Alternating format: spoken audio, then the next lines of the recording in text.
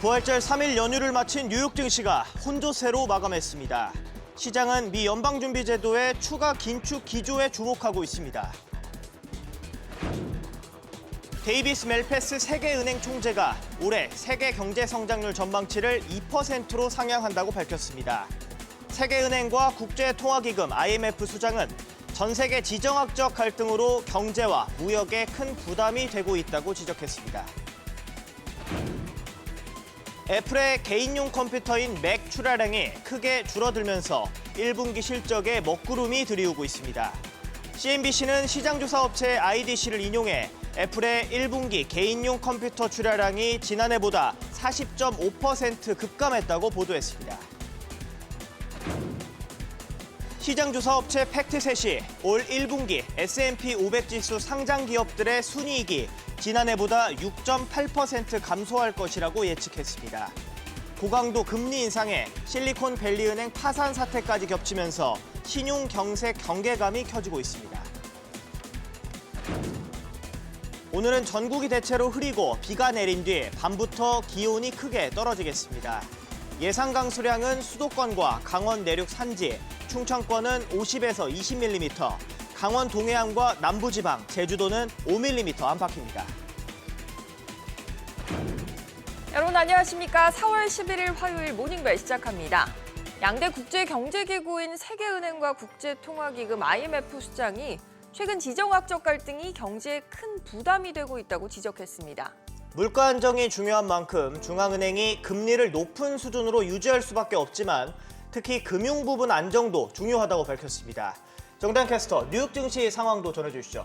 네, 성금요일로 하루 휴장하고 돌아온 뉴욕 증시가 보합권에서 마감을 했습니다. 지수 함께 보시죠. 다우와 S&P 500 지수 각각 0.3%, 0.1% 올랐고요. 나스닥 지수 0.03% 약보합권에서 마감을 했습니다. 이번 주 소비자 물가지수, 생산자 물가지수부터 연준의 FOMC 의사로까지 발표가 되고 또 현지 시간 14일부터는 대형은행을 시작으로 본격적인 어닝 시즌에 돌입하다 보니까 섣부르게 움직이지 않는 모습이었는데요. 이날은 휴장한 사이 발표됐던 3월 비농업 신규 고용 지표를 소화한 날이기도 했습니다.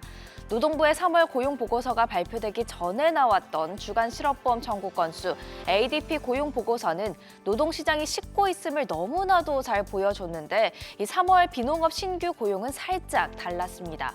신규 고용이 여전히 20만 명을 웃돌았고요. 또 실업률은 전달보다 0.1%포인트 하락을 했죠. 노동시장이 둔화하고 있다 하더라도 아직은 건재하다는 것을 보여줬는데요. 미 연준이 오는 5월 FOMC에서 기준금리를 인상할 명분을 줬습니다. CME 패드워치에 따르면 선물 시장도 5월의 베이비 스텝 가능성을 일주일 전에 비해 높이는 편이었습니다. 다만 연준은 3월 소비자 물가지수, 생산자 물가지수를 더 중요하게 볼 것으로 예상되는데요. 한 애널리스트도 3월 CPI에 금리 인상 연부가 달려있다 이렇게 말을 했죠. 한편 추가 기준금리 인상 가능성의 국채금리 오름세였습니다. 10년물 국채 수익률 3.422%를 기록했고요. 2년물 국채 수익률 다시 4% 위로 올라왔죠. 그렇다면 빅테크의 하방 압력이 가해졌겠죠. 시가총액 상위 종목의 빨간불이 꽤 많았는데요. 애플이 1.6% 하락을 했고요. 이어서 마이크로소프트 0.7%, 알파벳이 1.8%가량 약세였고 아마존이 0.1% 소폭 오른 가운데 버크셔 서웨이도 0.31% 내렸습니다. 애플은 개별 악재도 있었습니다. 애플의 개인용 컴퓨터 맥이 1분기 출하량이 1년 전에 비해서 40.5%나 급감했는데요. 전 세계적으로 PC 출하량이 29% 줄기는 했지만 애플의 감소폭이 이 중에서 가장 컸습니다. 애플 전체 매출에서 맥이 차지하는 비중이 10% 이하지만 실적에 영향이 있을 것으로 보입니다. 다음 달 4일에 발표되는 실적 지켜보시죠. 이어서 시가총액 상위 종목 확인해보면요. 테슬라가 0.3% 하락으로 마감을 했습니다. 장중 하락세를 꽤 많이 회복을 했는데요. 고객 사생활 침해로 피소를 당하고 미국에서 올해 두 번째 가격 인하에 나섰다는 소식이 하방 압력의 원인이었습니다. 테슬라는 2024년 2분기 가동을 목표로 중국 상해의 배터리 생산을 위한 메가 팩토리를 건설할 것이라는 소식도 전했는데요. 중국 배터리 공급망의 이점을 이용하고 최대 해외 시장에서 입지를 기대를 굳힌다는 점에서는 긍정적이지만 미중 갈등이 다시 불거지고 있는 점은 변수가 될 수 있습니다. 이어서 다시 돌아가면요. 메타 보시면 0.62% 내렸고요. 유나이티드 헬스가 0.46% 강세 보였고 엑손모빌 0.4% 약세였습니다. 또 보시면 시총 6위 엔비디아 2% 강세로 탑10 중 가장 많이 올랐는데요. 이날 반도체주가 전체적으로 좋았습니다. 붉게 물든 대형주 사이로 초록불이 반짝반짝 빛나고 있죠. 특히 마이크론 테크놀로지 그리고 AMD가 각각 8%, 3.26%로 가장 많이 올랐는데요.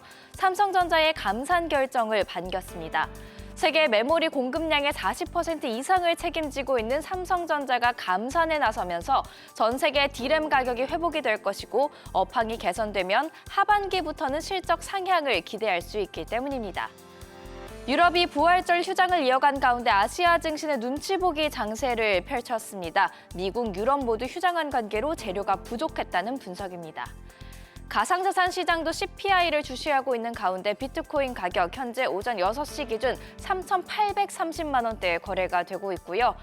경기 침체 우려가 있는 가운데 기준금리 추가 인상 가능성까지 커지자 국제 유가 하락하는 모습이었습니다. WTI가 1.2%가량 하락하면서 배럴당 79달러 선에서 마감을 했고요. 브렌트유 현재 1%가량 하락세 보여주고 있습니다. 기준금리 인상 가능성이 달러화 강세로 이어지자 금값도 하락했는데 1%가량 하락세 보였죠. 어제 원달러 환율은 전거래일 대비 3원 오르면서 1,319원 70전에 거래를 마쳤습니다.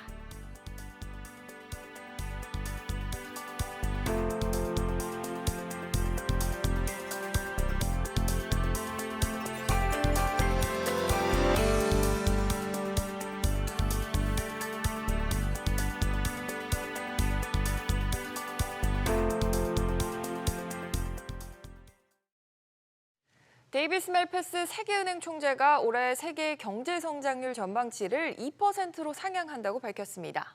하지만 지정학적 갈등에 따른 블록화가 글로벌 경제에 큰 부담이 되고 있다고 지적했습니다. 임종윤 기자. 네, 임종윤입니다. 경기 침체에 대한 우려가 갈수록 커지고 있습니다. 세계은행 총재가 올해 성장률 전망치를 올렸다고요?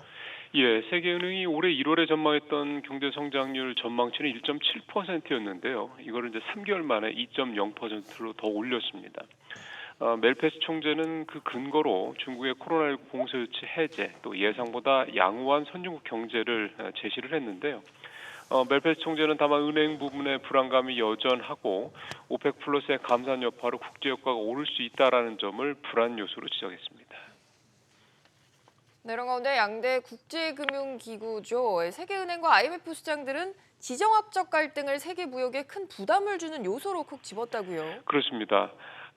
크리스티나 게오르기에바 IMF 총재는 글로벌 분열이 심해지면서 지난 30년간 성장과 번영을 가져왔던 통합 경제에 부정적인 영향을 주고 있다 이렇게 진단을 했고요. 이어서 멜패스 세계은행 총재 역시 글로벌 무역이 지역별로 블록화되고 있다면서 이는 생산성이 낮아지고 경제 성장에 부담을 줄 수 있다고 경고했습니다. 앞서 IMF는 보고서를 통해서 전 세계 무역의 블록화로 글로벌 GDP 손실이 최대 7% 이를 것이라고 내다본 적이 있습니다. SBS BG 임종윤입니다.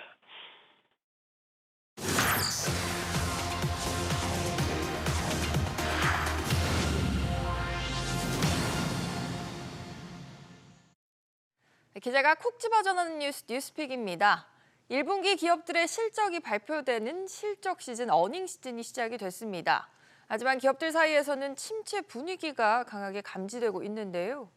1년 이상 이어진 연방준비제도의 고강도 금리 인상이 이어진 데다가 실리콘밸리은행 SVB 파산 사태까지 겹치면서 신용경색 경계감이 커지고 있기 때문입니다. 오늘 뉴스픽은 윤지희 기자와 이 소식들 살펴보겠습니다. 기자, 1분기 실적이 이제 SVB 파산 사태 이후 맞이하는 첫 번째 어닝 시즌이지 않습니까? 좀 다소 비관적인 전망이 많더라고요. 네, 시장조사 업체는 1분기 S&P 500 지수 상장 기업들의 순이익이 전년 동기 대비 6.8% 감소할 것이라고 예측했습니다. 이 경우 작년에 이어 2개 분기 연속 마이너스인데요. 코로나19 팬데믹 초기 이후 처음이며 마이너스 폭 또한 2020년 2분기 이후 가장 클 것으로 보입니다. 통상 경제 성장률이 2개의 분기 연속 마이너스를 기록할 경우 우리가 기술적 의미의 경기 침체라고 표현하는데요. 네. 이러한 관점에서 한 투자 전문가는 기업 수익 전망치만 살펴보면 우리는 이미 경기 침체기에 진입했다 이렇게 평가하기도 했습니다. 사실 지난해 금리가 계속 올라서요. 배경을 살펴보면 고금리 영향도 무시할 수가 없겠어요. 네, 1년 이상 이어진 연준의 금리 인상에도 이 인플레이션이 예상만큼 빨리 떨어지지 않다 보니까 고금리 기조가 장기화되고 있습니다. 여기에 겹친 SVB 사태는 기업들과 시장을 더 어렵게 만들었는데요.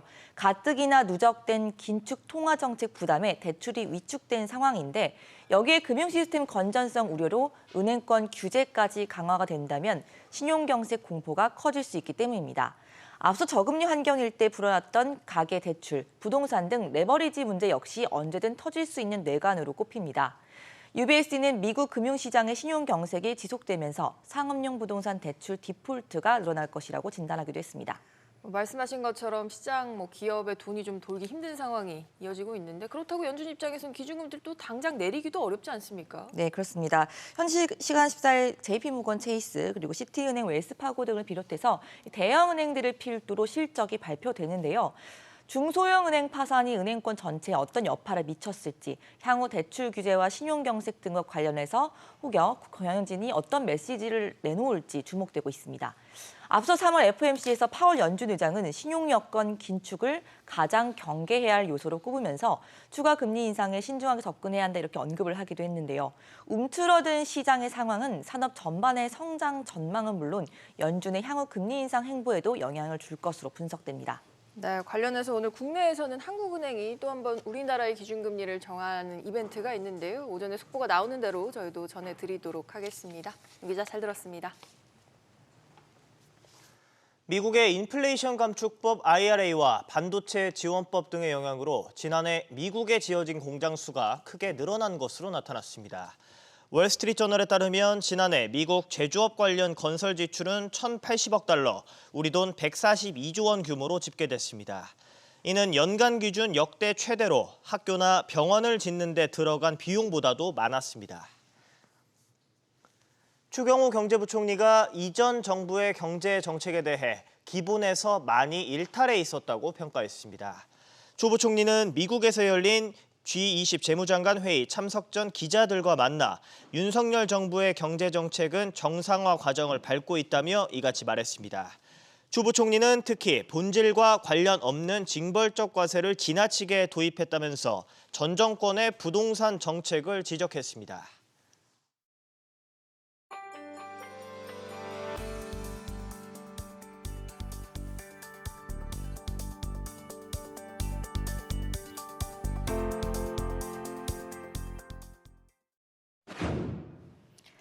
계속해서 뉴욕 증시 오늘장을 분석해보고 전략 세워보는 시간 갖겠습니다. 흥국증권의 최현기 연구위원 전화로 연결돼 있습니다. 안녕하세요.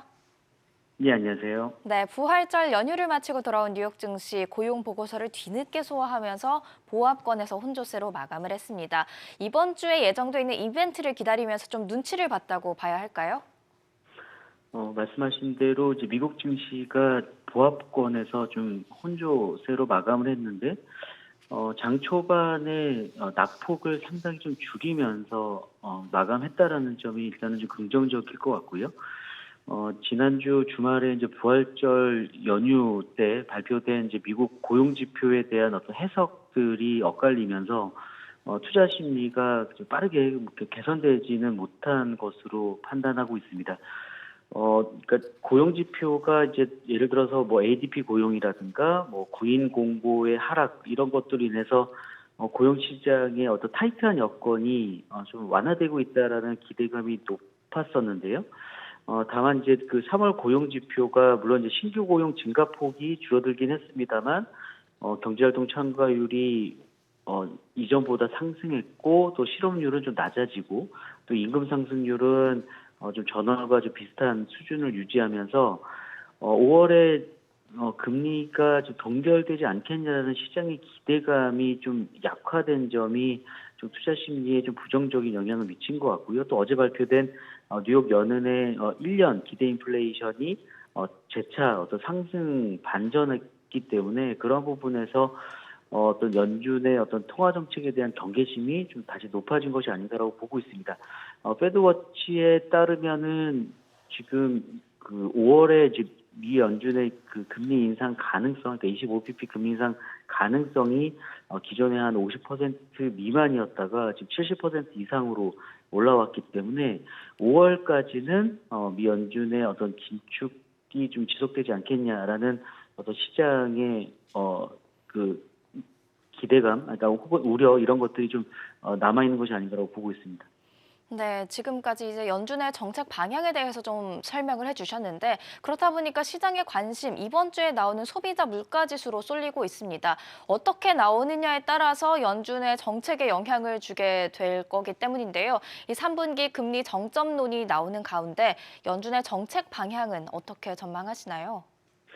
지금 이제 3월 FOMC 회의에서 이제 미 연준이 그러니까 금리 전망 점도표를 통해서 보면 5월까지 금리 인상을 단행한 이후에 이제 상단이 5.25%가 될 것 같고요. 그러면 이러한 어떤 금리가 연말까지 좀 지속되지 않겠냐라는 계산이 좀 설 수가 있을 것 같은데요. 시장에서는 지금 경기가 계속적으로 둔화되고 있는 상황이고 여기에 인플레이션 압력까지 낮아지기 때문에 3월 이후에는 금리 인하에 나서지 않겠냐라고 지금 연준과 시장의 어떤 기대감의 괴리는 계속적으로 좀 벌어지고 있는 것 같고요. 이번 그 3월 그 CPI 같은 경우는 헤드라인상으로는 좀 하락폭이 좀 클 것 같습니다. 그러니까 상승률이 크게 둔화될 것으로 보고 있습니다만 이제 코어 CPI 식품과 에너지를 제외한 그러니까 변동성이 좀 큰 품목들을 제외한 어떤 코어 CPI 같은 경우는 오히려 헤드라인 상보다는 좀 높게 유지될 가능성이 높거든요. 그래서 결국에는 연준이 디스인플레이션 국면이 지속되는 것을 확인한다 하더라도 코어 CPI가 좀 비탄력적인 물가, 그러니까 대부분 서비스 물가겠죠. 이런 것들의 상승 압력이 좀 유지된다라는 것들이 확인될 가능성이 높기 때문에 5월까지는 아마도 추가적인 금리 인상에 나설 가능성이 높고 결국에는 향후에 이제 코어 CPI의 어떤 그 상승률이 어느 정도로 둔화되는지에 따라서 금리 인하의 가능성을 좀 타진하지 않겠냐라고 생각을 하고 있습니다. 근데 앞서 말씀드린 대로 결국 이제 은행들의 어떤 그 파산 사태로 인해서 신용 여건이 상당히 좀 강화되고 있는 상황이거든요. 그래서 그런 것들을 감안하면 연내 금리가 동결되기보다는 좀 인하할 가능성이 높지 않겠냐라는 시장의 어떤 기대감 자체는 좀 지속되지 않을까라고 보고 있습니다. 네, 그러면 이번 주는 어떻게 할까요? 일단 CPI가 나오기 전까지는 좀 대기를 할까요? 일단은 좀 확인하는 그 과정이 좀 필요할 것 같고요. 지금 좀 시장의 분위기가 좀 이전과는 달라진 것들이 이제 경제 지표가 사실 안 좋게 나오면 뭐 긴축이 완화된다거나 중단될 것이다라는 기대감으로 좀 그 증시에는 호재로 작용했던 반면에 지금은 좀 경제 지표가 좀 안 좋게 나오면은 곧바로 이제 경기 침체에 대한 우려로 시장이 해석을 하고 있다는 말이죠. 그래서 그런 부분들을 감안하면 이번 주에 뭐 CPI라든가 뭐 기본적인 어떤 지표들 이런 것들을 확인하면서 가는 것이 좋지 않을까라고 보고 있습니다. 네, 잘 들었습니다. 지금까지 흥국증권의 최현기 연구위원이었습니다.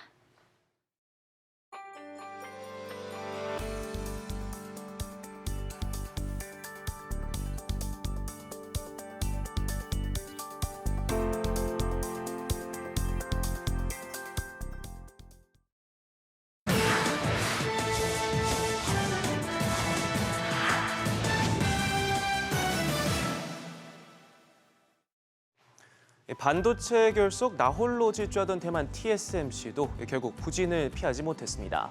지난달 매출은 1년 전보다 15% 넘게 줄어든 우리 돈 6조 3천억 원에 그쳤는데요. 월 매출이 전년 대비 줄어든 건 2019년 5월 이후 약 4년 만에 처음입니다. 분기로 보면 1분기 매출은 약 22조 원으로 1년 전보다 3.6% 증가하긴 했지만 전문가 전망치에는 미치지 못했는데요. 글로벌 금리 인상과 인플레이션 여파로 반도체 산업이 부진하면서 세계 파운드리 시장의 60%를 장악하고 있는 TSMC마저 타격을 입었다는 평가가 나옵니다. 특히 큰손 고객 애플의 개인용 컴퓨터 출하량이 40% 넘게 급감한 점도 실적에 큰 영향을 줬습니다. 그간 공격적으로 영역을 넓혀던 TSMC지만 이 반도체 겨울이 길어지면서 투자도 대폭 줄이기로 했는데요. 당초 363억 달러에서 올해 최소 320억 달러까지 설비 투자를 축소하기로 했습니다. 어려운 경기에 더해 미중 갈등이라는 변수까지 상황을 힘들게 하고 있는데요. 여기에 미국이 자국 내 반도체 산업을 육성하기 위해 발표한 반도체 지원법의 독소 조항도 골칫거립니다. 보조금을 받기 위해 기업 기밀까지 미 정부에 공개해야 하는데 현재 미국 애리조나주에 400억 달러, 무려 53조 원을 투자해 공장을 짓고 있고 이 투자액도 기존 계획의 3배로 늘린 만큼 셈법이 복잡해진 상황입니다. 애플의 개인용 컴퓨터 맥 출하량이 급감하면서 실적에 먹구름이 들이오고 있습니다. 시장조사업체 IDC에 따르면 1월부터 3월 전 세계 PC 출하량이 29% 줄었는데 그중에서도 특히 애플의 감소폭이 컸습니다. 무려 40% 넘게 급감했는데요. 지난해 4분기 기준 애플의 전체 매출에서 맥이 차지하는 비중은 10%가 채 안 되긴 하지만 생각보다 큰 감소폭의 실적 영향은 불가피할 것으로 보입니다. 특히 지난해 4분기 4년 만에 처음으로 분기 매출이 감소했던 만큼 2분기 연속 역성장의 신호가 아니냐는 분석도 나오는데요. 월가에서는 애플의 1분기 매출을 918억 1천만 달러에서 988억 4천만 달러 사이로 내다보고 있습니다. 불행 중 다행인 건 맥 판매가 급감하긴 했지만 이 전체 매출의 절반 이상을 차지하는 아이폰 생산이 정상 궤도에 올랐다는 점인데요.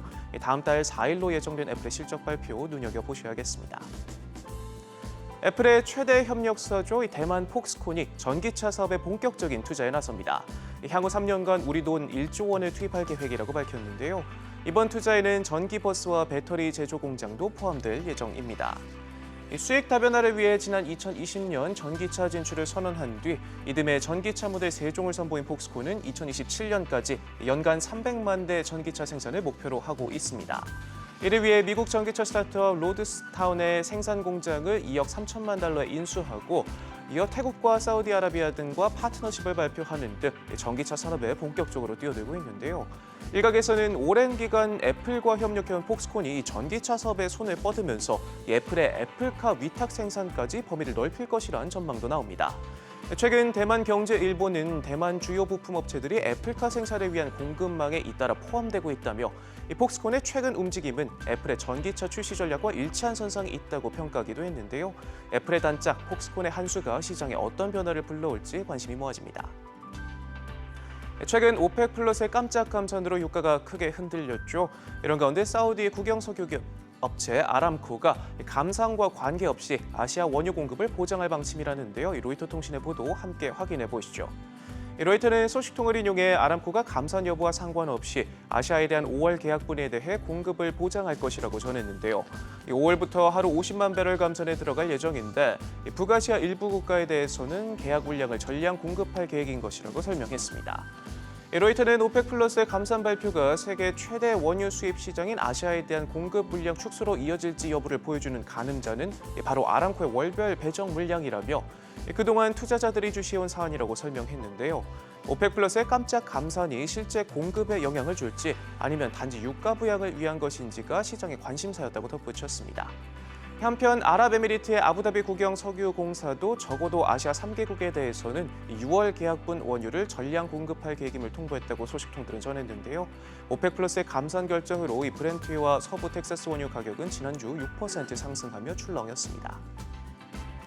챗 GPT 열풍에 중국 AI 분야 최대 스타트업 센스타임도 동참했습니다. AI 챗봇 센스챗을 공개했는데요. 시연회에서 질의응답을 통해 이용자의 의도대로 이메일과 동화를 작성하거나 컴퓨터 코드를 다루는 등의 시범을 보였습니다. 센스타임은 자율주행과 영상 분석 등 다양한 분야의 AI 관련 기술을 보유하고 있는데 특히 얼굴 인식 분야에서 세계 정상급 기술력을 보유하고 있는 것으로 평가받고 있습니다. 챗 GPT의 등장으로 중국 IT 업계는 기술 개발에 열을 올리고 있습니다. 지난달 중국 최대 검색 엔진 바이두가 가장 먼저 AI 챗봇 어니봇을 선보였고 최근 알리바바 역시 AI 챗봇 퉁이 첸원을 공개했는데요. 이 밖에도 텐센트, 메이턴의 공동 창업자 출신인 왕후이원, 소거우도 AI 챗봇 개발에 열풍에 가세했습니다. 일론 머스크의 우주 탐사 기업이죠. 이 스페이스X가 개발한 스타쉽 우주선의 첫 지구 궤도 시험 비행이 당초 계획보다 늦어지고 있습니다. 머스크는 트위터에 스타쉽 발사가 4월 셋째 주말쯤으로 향해 가고 있다고 밝혔는데요. 우주 전문 매체들은 이르면 이달 10일에 이뤄질 것으로 전망했는데 미국 연방항공청의 승인이 떨어지지 않으면서 발사가 늦어지고 있습니다. 앞서 스페이스X는 지난 1일 텍사스 보카치카 우주발사 시설 스타베이스 발사장으로 스타쉽 우주선을 옮긴 뒤 로켓에 연료를 주입하는 실험 등을 거쳐 발사 준비를 거의 마친 상태입니다. 스페이스X의 기업 가치는 최근 지속해서 상승하고 있습니다. 최근 공모에서 1,400억 달러, 우리 돈 180조 원으로 평가됐는데 5년 전 305억 달러에 비하면 5배 가까이 늘어났는데요. 계속되는 발사 지원의 골머리를 앓았던 머스크가 이번에 웃을 수 있을지 주목됩니다. 지금까지 글로벌 비즈였습니다.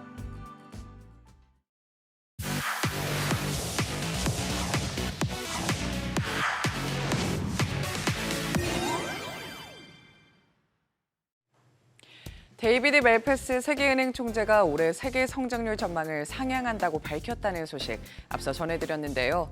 멜패스 총재는 CNBC와의 인터뷰에서 상향 배경으로 중국의 코로나19 봉쇄 조치 해제, 미국과 유럽 등 선진국들의 소비 강세 등을 제시했습니다. 하지만 추세선의 관점에서 보면 여전히 약세를 향하고 있다고 말했는데요. 특히 개발도상국들의 경제 전망은 여전히 암울하다고 진단했습니다. Growth is slowing down from last year, which wasn't a great year. The reason it's an upgrade right now is our previous forecast was in January. So some things have improved since January. Specifically, China lifted its lockdown, so that's been helpful.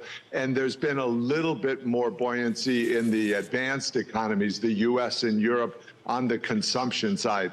But from the standpoint of the trend lines, they're still toward weakness. And so we're seeing the slowdown from last year, from 2022, where there was 3.1% growth. We're now slowing to 2% growth in 2023. And that's particularly apparent for the developing countries, the weaker countries. So it's still a grim outlook for developing countries. 미국 고용시장이 견조한 모습을 보이면서 연준이 오는 5월 회의에서도 기준금리를 0.25%포인트 인상할 가능성은 더욱 높아졌죠. 세계 최대 채권운용사 핌코의 북미 담당 이코노미스트도 연준이 금리를 한 번 더 인상할 것이라고 내다봤는데요. 가팔랐던 지난해 연준의 긴축 속도가 경기 침체를 유발할 것이라고 경고하기도 했습니다. I think it's really just a matter of time here before inflation comes down, but of course inflation lags. So for right now, it probably does look like they're going to get one more hike in, before they really start to see the effects of this banking sector stress. Financial conditions are very tight. These things happen with a lag, and ultimately the speed at which the Fed has moved over the last year probably will, bring the economy down into a recession, I'll bet somewhat modest one. 연준이 금리 인상을 이어갈 것으로 예상되면서 경기 침체 우려 또한 더욱 커졌죠. 핌코의 전 CEO이자 글로벌 보험사 알리안츠의 경제고문인 모하메드 엘레리언은 경기 침체를 막을 수 있다고 주장했는데요. 현재 고용시장이 강세를 보이고 있다며 연준이 또다시 정책 실수를 범하지 않는 한 경기 침체에 빠지지 않을 것이라고 설명했습니다. My view has been that there's no reason that we should fall into recession other than getting another Fed policy mistake. But if you look at the economy, look at Friday's jobs report. It had what people want to see: solid employment growth, higher labor force participation. That's good for both the demand and supply side of this economy. I think we can avoid a recession. Okay? I don't think when I heard people from many months ago say it's 100% chance of going into recession, not with this labor market. 한편 미국 채권운용사 PGIM의 수석 글로벌 이코노미스트는 지금이 금리 인상을 중단해야 할 때라고 말했는데요. 0.25%포인트 인상이 인플레이션 완화에는 도움이 될 수 있겠지만 현재로서는 고통을 야기할 위험이 더 크다고 경고했습니다. 실리콘밸리 은행 사태로 채권 시장이 과민 반응을 보였다고 지적하기도 했는데요. 다만 연말까지 두세 차례 금리 인하가 이루어질 것이라는 시장 전망에는 동의한다고 밝혔습니다. I think risk management principles tell you if you're the Fed, it's time to pause. Hiking another 25 basis points, it can produce a small incremental gain in terms of cooling inflation, but at this point it risks a much larger and nonlinear amount of pain when the fragilities in the banking sector are still high and when we're seeing more evidence now of an inflection point in the labor market. Whenever you get a shock, markets tend to overshoot. And initially after the SVB news, you saw rates markets overreact to some extent. But I think now they've settled into a territory where I actually don't have a disagreement with the market. 2 to 3 cuts by the end of the year after a peak of around 5% in Fed funds. That seems about right to me.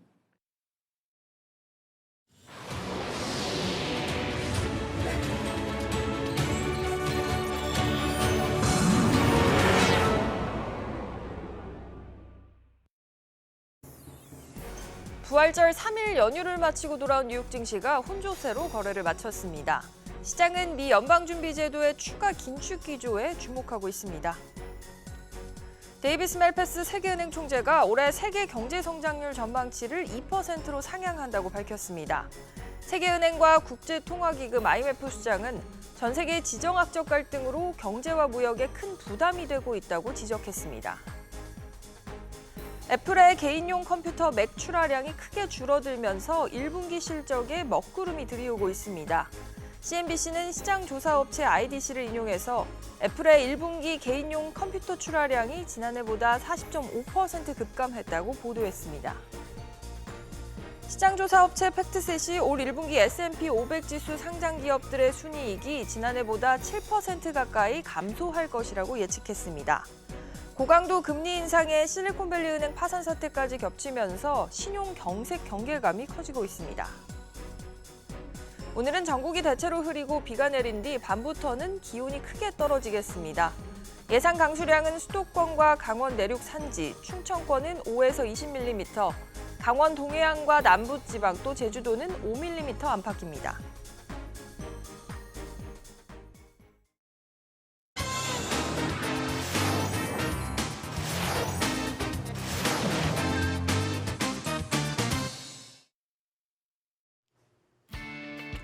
조간 브리핑입니다. 중앙일보는 초강세를 보이던 달러화가 경기 침체 우려에 꺾이고 있지만 유독 원화 대비로는 강세를 보여 한국 경제의 취약성을 드러내고 있다고 보도했습니다. 연초 1,200원대였던 달러 대비 원화값은 다시 1,320원대 진입을 눈앞에 뒀는데요. 달러 인덱스는 현지 시간 7일 기준 102.09로 한 달 전과 비교해 2.5%나 떨어진 것으로 나타났습니다. 달러 인덱스 하락으로 지난 7일 기준 달러 대비 일본 엔화와 영국 파운드화 등은 모두 상승세를 기록한 것과 반대로 달러 대비 원화값만 1.7% 하락했다고 하는데요. 원화만 유독 약세를 보이는 것은 반도체 업황이 부진하고 중국 리오프닝 효과가 지연되면서 수출이 부진한 탓으로 분석됩니다. 또 오펙 플러스의 원유 추가 감산 소식에 에너지 대외 의존도가 높은 한국의 원화 가치가 떨어졌다는 해석도 나옵니다. 중앙일보는 이달 주요 기업 배당금 지급이 시작돼 외국인 투자자의 역송금 규모가 커질 수 있어서 나홀로 원화 약세는 당분간 더 이어질 가능성이 크다고 밝혔습니다. 동아일보는 국내 배터리 기업들이 미국 내 생산기지 확보에서 경쟁국인 일본에 앞섰지만 광물 확보전에선 일본에 밀리는 것으로 드러났다고 보도했습니다. 지난달 말 미국 인플레이션 감축법 IRA 세부 지침이 공개되면서 제2의 반도체로 불리는 글로벌 배터리 시장에서 각축전을 벌이고 있는 한중일 3국의 지각 변동이 업계에 관심을 모으고 있다는데요. 한국 배터리 3사의 북미 생산 규모는 2026년쯤 477기가와트아워에 달하는 반면 일본은 200기가와트아워로 끌어올리겠다는 목표를 잡은 정도라고 합니다. 다만 중국이 보복 조치로 최근 전기차 모터에 들어가는 히토류 자석을 수출 금지 대상에 올렸고 규제 품목이 앞으로 더 확대될 경우 중국 의존도가 높은 한국의 배터리 공급망에 미치는 파장은 더 커질 것으로 전망됩니다. 한국과 일본은 IRA가 공급망으로 인정하는 나라로부터 광물을 조달하는 비율이 각각 27.3%, 25.3%로 비슷한 것으로 알려집니다. 그런데 일본은 중국 의존도가 한국보다 낮고 벨기에와 핀란드, 아르헨티나 등 일본 주요 수입국들이 앞으로 IRA 공급망의 인정국 지위를 받게 되면 일본의 경쟁력이 한층 올라갈 수 있다는 분석이 나온다고 합니다. 다음으로 매일경제신문은 정부가 해상풍력 발전 사업 발주 때 국산 부품의 비율이 높으면 지급하던 현금성 보조를 폐지한다며 입찰가를 낮추려면 결국 값싼 중국산 제품을 쓸 수밖에 없어 관련 생태계가 붕괴될 수 있다는 우려가 나온다고 보도했습니다.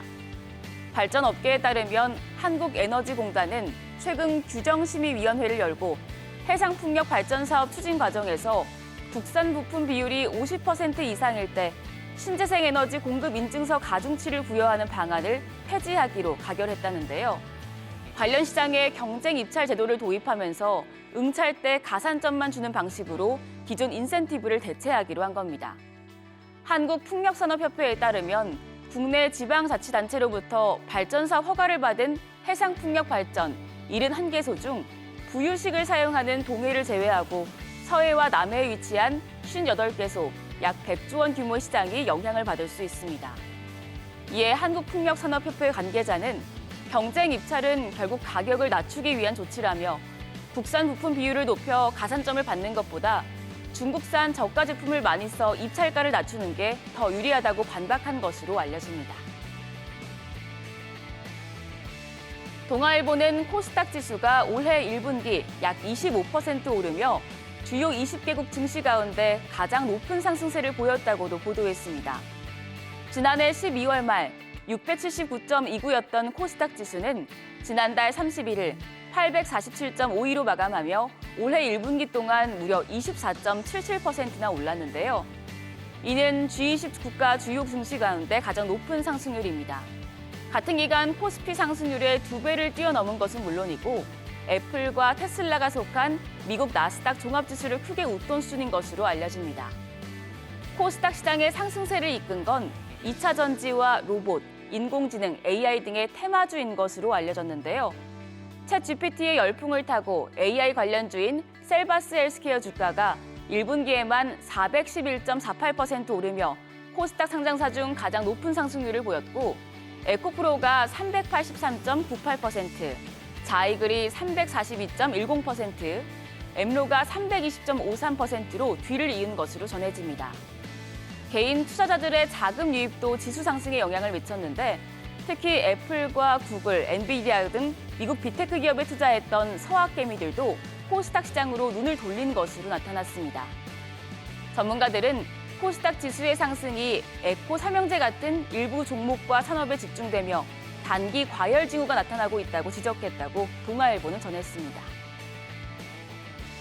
마지막으로 한국경제신문은 글로벌 명품 브랜드 샤넬이 신세계그룹의 통합 온라인 플랫폼 SSG.com에 시계 제품을 전격적으로 입점시켰다고 보도했습니다. 샤넬은 지난 10일 오전 10시부터 SSG.com에서 샤넬 인터스텔라 캡슐 기획전을 시작했는데 이 기획전은 샤넬은 물론 신세계그룹에서도 사전에 홍보와 마케팅을 일절 펼치지 않은 깜짝 행사로 알려집니다. 샤넬이 상대적으로 중저가인 뷰티 제품을 제외하고 품목당 수백만 원에서 수천만 원에 달하는 시계와 패션, 주얼리 등 하이엔드 럭셔리 제품을 이커머스에서 판매하는 것은 세계 최초인 것으로 전해집니다. 신세계그룹은 시계 7종을 SS.com에서 지속적으로 판매하고 다음 달부터 주얼리 등으로 품목을 확대할 계획인 것으로 알려집니다.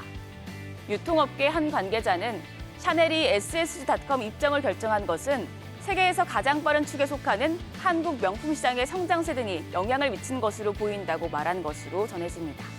지금까지 조간 브리핑이었습니다.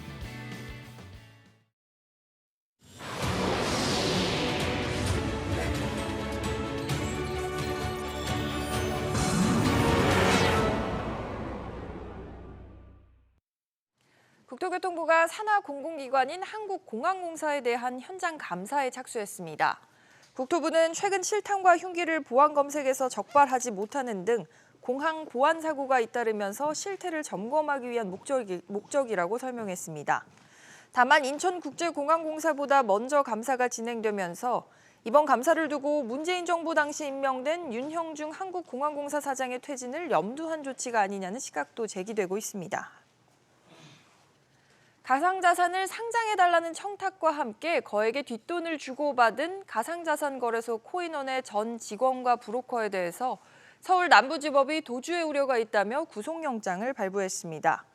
또 다른 가상자산거래소 지닥에서는 일부 자산이 식별되지 않은 지갑으로 발송되면서 대규모 해킹 피해가 발생했습니다. 피해 자산은 총 보관 자산의 약 23%에 달하는 것으로 분석됩니다.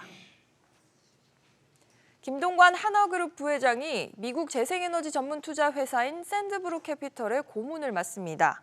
샌드브룩 캐피털은 40억 달러 규모의 자산을 운용 중인 사모투자 회사로 재생에너지 인프라 분야에 주로 투자하고 있습니다. 김 부회장은 한화솔루션에서 전략부문 대표이사를 맡아서 그룹의 미래 먹거리인 태양광 사업을 이끌고 있습니다. 국내 온라인 동영상 서비스 1위인 넷플릭스의 국내 이용자 수가 1년 새 크게 급감한 것으로 나타났습니다. 변재일 더불어민주당 의원이 제출받은 과학기술정보통신부 자료에 따르면 지난해 4분기 넷플릭스의 국내 하루 평균 이용자 수는 117만 명으로 1년 전과 비교해 30.5% 감소했습니다.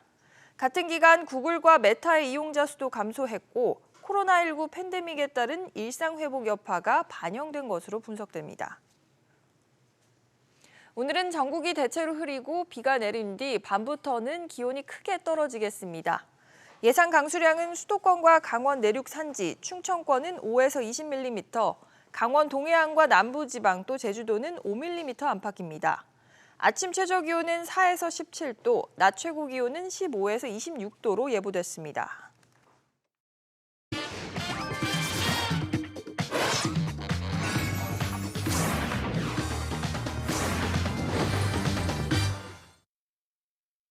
오늘의 주요한 뉴스 키워드로 알아보겠습니다. 오늘도 김대호 박사와 함께합니다. 박사님, 안녕하세요. 네, 반갑습니다. 첫 번째 키워드부터 확인하시죠. 기대 인플레, 미국의 기대 인플레이션이 반등했습니다. 물가가 정점, 아직인 걸까요, 박사님? 예, 경제는 심리다, 이런 얘기가 있습니다. 사람들이 어떻게 생각하느냐에 따라서 실제로 경제가 움직일 수 있다, 이런 얘기인데요. 네. 경제 지표 중에서도 가장 사람들 심리에 영향을 많이 받는 것이 바로 물가입니다. 이 물가가 지속적으로 오르는 것을 경제학에서는 이것을 인플레라고 그러는데요. 지금 전 세계 경제가 인플레와의 싸움, 그 막바지에 와 있습니다. 자, 그런데 과연 이게 막바지일까? 여기에 대한 의구심이 나오는 그런 미국의 인플레 통계 지표가 하나 나왔습니다. 지금 막 나온 건데요. 미국 뉴욕의 연방준비은행에서 만들고 있는 기대 인플레라는 지수입니다. 앞으로 1년 동안 또는 3년 이후에 인플레가 어떻게 될 것이다. 자, 지금 대부분의 사람들은 이제 물가가 조금씩 잡혀가는 것으로 알고 있었는데 미국 사람들의 조사 결과 미국 사람들의 생각은 좀 달랐던 모양입니다. 자, 한 달 새 바로 지난 달까지만 하더라도요. 1년 후에 미국의 물가 지수는 1년 후 4.2% 성장할 것이다라는 그게 기대 인플레였는데 요게 껑충 뛰어서 4.7%, 1년 후에는 4.7% 물가가 더 오를 것이다. 많이 오르네요. 라고 나타났거든요. 우리 강산 앵커님 지금 올여름이 굉장히 더울 것으로 예견되는데요. 네. 우리가 올여름은 굉장히 시원해지겠지라고 아무리 생각한들 실제로 날씨에 영향을 주는 것은 거의 없잖아요. 그렇죠. 어렵죠, 사실. 근데 물가는 많은 사람들이 높아질 거라고 생각하면 거기에 따라서 미리 물건을 산다든지 팔 것을 좀 안 만들고 이러기 때문에 물가는 사람들의 심리 상태를 실제로 반영을 하거든요. 그런 각도에서 물가 지표 중에서 CPI가 있고 PCE 물가라는 것도 있고 또 PPI 생산자 물가지수 여러 가지가 있습니다만은 사실은 통화 정책을 할 때 가장 큰 게 감안을 해야 될 게 바로 기대 인플레입니다. 그렇군요. 근데 연방준비은행에서 만들어내는 이 기대 인플레 지수가 더 높게 나타났다. 이것은 뭐 상당히 비상등이 켜졌다 이렇게 볼 수가 있습니다. 지금 뉴욕 증시나 아니면 우리나라 경제계에서도 미국 CPI만 바라보고 있습니다. 그렇죠. 내일 발표하지 않습니까? 내일 저녁에 발표하는데요. 현재 뉴욕 증시의 컨센서스를 보면 전년 동기 대비는 2월 달에 6.0에서 3월 달에 5.1%로 드디어 이제 5%로 떨어진다라는 기대. 또 전월 대비로 볼 때도 0.5%에서 0.4%로 상승률이 좀 낮아진다 해서 상당히 기대를 했는데 그러나 기대 인플레, expected inflation 지수가 오히려 오름으로써 CPI가 어떻게 나오든지 간에 물가를 속단하기는 매우 어렵다. 물론 CPI라는 것도 지금 5.1%라는 것도 미국 연준의 목표치 2%에 비하면 상당히 높은 것이고요. 네. 저게 작년에 엄청나게 높아진 상태에서 거기서 또 5.1% 오르는 것이거든요. 그러다 보니까 연준이 고민이 커지고 연준이 5월 달에 금리 인상을 한번 할 가능성이 높다라는 것이 시카고 CME 선물 거래소의 페드와치 상에서는 지금 0.25%의 미국 금리 인상 쪽에 이 가능성의 무려 71% 이상이 지금 베팅을 하고 있는 그런 모습이거든요. 물론 중장기적으로 보면 네. 미국의 물가는 언젠가는 잡힐 것이고 또 미국의 금리 인상도 이제 긴축이 거의 마무리에 들어간 것은 사실입니다.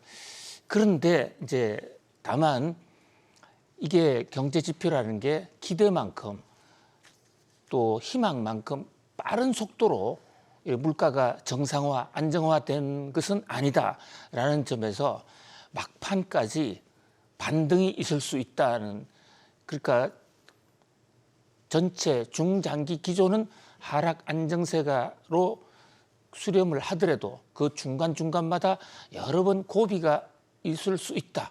이런 대목을 좀 유념을 할 필요가 있다. 이렇게 봅니다. 알겠습니다. 이어서 다음 키워드로 넘어가겠습니다. 은행 성적표. 글로벌 은행들의 실적이 이번 주에 발표가 되죠, 차례로. 예, 지금 미국의 어닝 시즌이 돌아왔습니다. 1분기 실적을 발표를 하는데요. 통상적으로 미국의 어닝 시즌은 은행들이 제일 먼저 포문을 엽니다. 네. 뭐 일반적으로 은행은 크게 경제 상황에 따라서 급변하는 곳이 아니기 때문에 뉴욕 증시에서도 은행 어닝 시즌에 사실 크게 주목하지 않았습니다. 근데 이번은 좀 다릅니다. 지금 2023년도 1분기 은행들의 실적 예고 CG 그래픽이 있는데요. 네. 자, 은행들 명단 한번 보시면 퍼스트 리퍼블릭 은행 어디서 많이 듣던 이름 아닌가요? 많이 들어봤어요. 예, 이게 바로 그 실리콘밸리 은행의 도산부터 시작된 은행 파산 위기의 한 중앙에 있는 은행입니다. 그렇죠.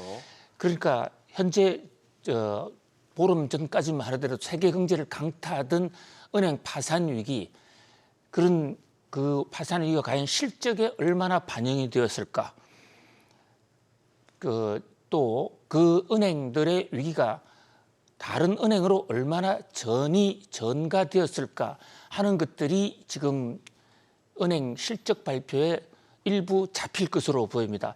물론 은행들 파산이 3월 달 중순 이후에 나온 것이기 때문에 1분기 실적에 제일 마지막에 살짝 잡혀 있을 겁니다. 그럼에도 불구하고 지난해와 상당히 달라진 어떤 트렌드가 나왔을 경우에는 뉴욕 증시나 주가도 출렁거리고 그것이 한국 금융에도 영향을 줄 것으로 보입니다. 또 실적뿐만이 아니라 은행 CEO들이 실적 발표하는 현장에서 어떤 앞으로의 예상치를 내놓느냐 그런 면에서 뉴욕 증시가 은행들의 지금 실적 발표를 앞두고 상당히 긴장하는 그런 모습입니다. 일단 지금 뉴욕 증시에서 은행들 ETF, 대형 은행들도 떨어졌고 중소은행들은 지금 상당히 떨어져 있는 상태거든요. 뭐 그것은 주가고 현재 실적이 과연 어떻게 됐을까 같이 한번 지켜볼 필요가 있을 것 같습니다. 네, 이어서 다음 켜드 보겠습니다. MMF 폭탄. 설명해 주신 대로 은행권 위기가 확산되면서 MMF, 머니마켓 펀드로 알고 있는데 여기에 많이 몰리고 있다고요, 박사님? 예, 이 좀 MMF 은행에 예금을 하시는 분들은 흔히 자주 접합니다만은 뭐 일반 시청자님들은 좀 잘 모를 수도 있습니다. 머니마켓 펀드라고 그래가지고요, 은행에서 초단기 자금인데요. 이게 아주 안전한 상품입니다. 네. 머니마켓 펀드라고 그래서 연방 정부 채권이라든지 또 그 국공채 이런 데 집중적으로 투자를 하는 또 초단기 상품이기 때문에 채권을 오래 투자했을 때 약이 될 수 있는 그런 변동성도 없고요. 만기 하루 이틀짜리에 집중 투자했다가 또 고객에게는 고객이 원하면 요구불 예금처럼 언제든지 돌려주는 것이거든요. 여기 수익률은 이자는 상당히 낮아요. 그럼에도 불구하고 이 MMF에 돈이 많이 몰리는 것은 언제든지 찾을 수도 있고 뭐 그런 대로 수익도 보장되고 안전하다 이런데 문제는 이 MMF에 지금 돈이 너무 많이 몰리고 있습니다. 네. MMF에 돈이 몰리는 거 이것은 뭐 나쁜 현상은 아니죠. 그런데 돈이 몰렸다는 얘기는 어딘가 다른 데서 돈이 빠져나왔다는 얘기 아니겠습니까? 그렇죠. 그게 일반 은행의 정상적인 예금, 정기예금, 또 정기적금, 주식 이런 데서 지금 돈이 마구 이탈한다는 겁니다. 그 이탈한 돈이 MMF로 가는데 그럼 은행 MMF로 가면 은행들은 이 MMF 돈을 정부 채권 만기물 이런 데다가 투자를 하거든요. 그러면 그것은 그 돈이 정부로 돌아가 버립니다. 자연스럽게 통화가 환수되는 효과가 일어납니다. 정부 입장에서는 지금 금리 인상을 하지 않아도 물가를 잡기 위해서 통화 긴축을 할 수 있는 좋은 어떤 하나의 계기가 마련된 것으로 보이는데요. 문제는 그렇게 시중 돈이 한꺼번에 몰려서 MMF로 들어갔을 때 그 돈이 기업이라든지 중소기업 또는 민간들에게 대출 자금으로 나올 수가 없다. 이것은 또 거꾸로 얘기하면 신용 경색이 올 수도 있다. 경기 침체의 신호탄이 될 수도 있다고도 보여지는 것이거든요. 그래서 흔히 중앙은행이 미국의 연방준비제도 이사회가 일반 금융기관에게 돈을 빌려주면 그 돈이 시중으로 풀립니다. 그렇게 나가는 돈을 레포라고 그러거든요. 네. 금융용어로 레포라고 그러는데 지금은 시중은행들이 돈을 가만히 있어도 중앙은행에 갖다 바치는 역레포 현상이 일어나고 있다. 뭐 이런 기사들, 이런 뉴욕 증시의 보고서들을 많이 보실 거예요. 자, 달도 어떤 현상도 한쪽에 과하면 과유불급이라는 얘기도 있지 않습니까? 아무리 좋은 음식도 많이 먹으면 탈이 나는데 지금 MMF가 한꺼번에 너무 많이 몰려서 네. 뭐 우리 좀 속으로 하면 짜고가 나고 있는 그런 지금 형태가 되고 있거든요. 네. 이 대목도 MMF에 지나치게 돈이 많이 몰리는 이 MMF 폭탄 이 현상도 지켜볼 필요 있겠습니다. 네, 앞으로의 상황 함께 전해주시기 바라겠습니다. 이어서 다음 켜드 보겠습니다. 베트남 빨간불. 지금 베트남이 상당히 불안한 상황이라고 하더라고요. 금리를 또 내렸죠. 예, 지금 전 세계의 경제 참여자들이 한결같이 희망하는 게 금리 인하 아닙니까? 네. 그동안의 금리 인상 때문에 너무너무 고통을 겪어왔기 때문에 이제 금리 인상 그만, 우리도 이제 금리를 좀 내려보자. 사실 그 금리 인하 기대가 최근에 뉴욕 증시도 크게 끌어올렸는데요. 정작 지금 베트남은 금리를 연이어 2번씩이나 베트남 중앙은행이 내렸습니다. 그렇다면 좋아야 될 텐데 전 세계가 베트남을 바라보는 시각은 매우 우려, 베트남 경제 이러다가 무너지는 거 아니야? 이렇게 지금 걱정태산입니다. 무슨 상황인가요, 지금? 예, 금리를 이렇게 계속 내린다는 것은 거꾸로 얘기하면 경기 침체가 왔다는 얘기거든요. 네. 그러니까 지금 우리는 금리 인하를 학수고대하고 있지만 그것은 너무나 금리 인상이 가팔랐기 때문입니다. 그런데 지금 베트남은 경기 침체 때문에 경제가 뿌리채 흔들리고 있다, 이런 얘기입니다. 자, 베트남 성장률 정부 목표가 5 내지 6%인데요. 지금 3%로 거의 반토막이 났어요.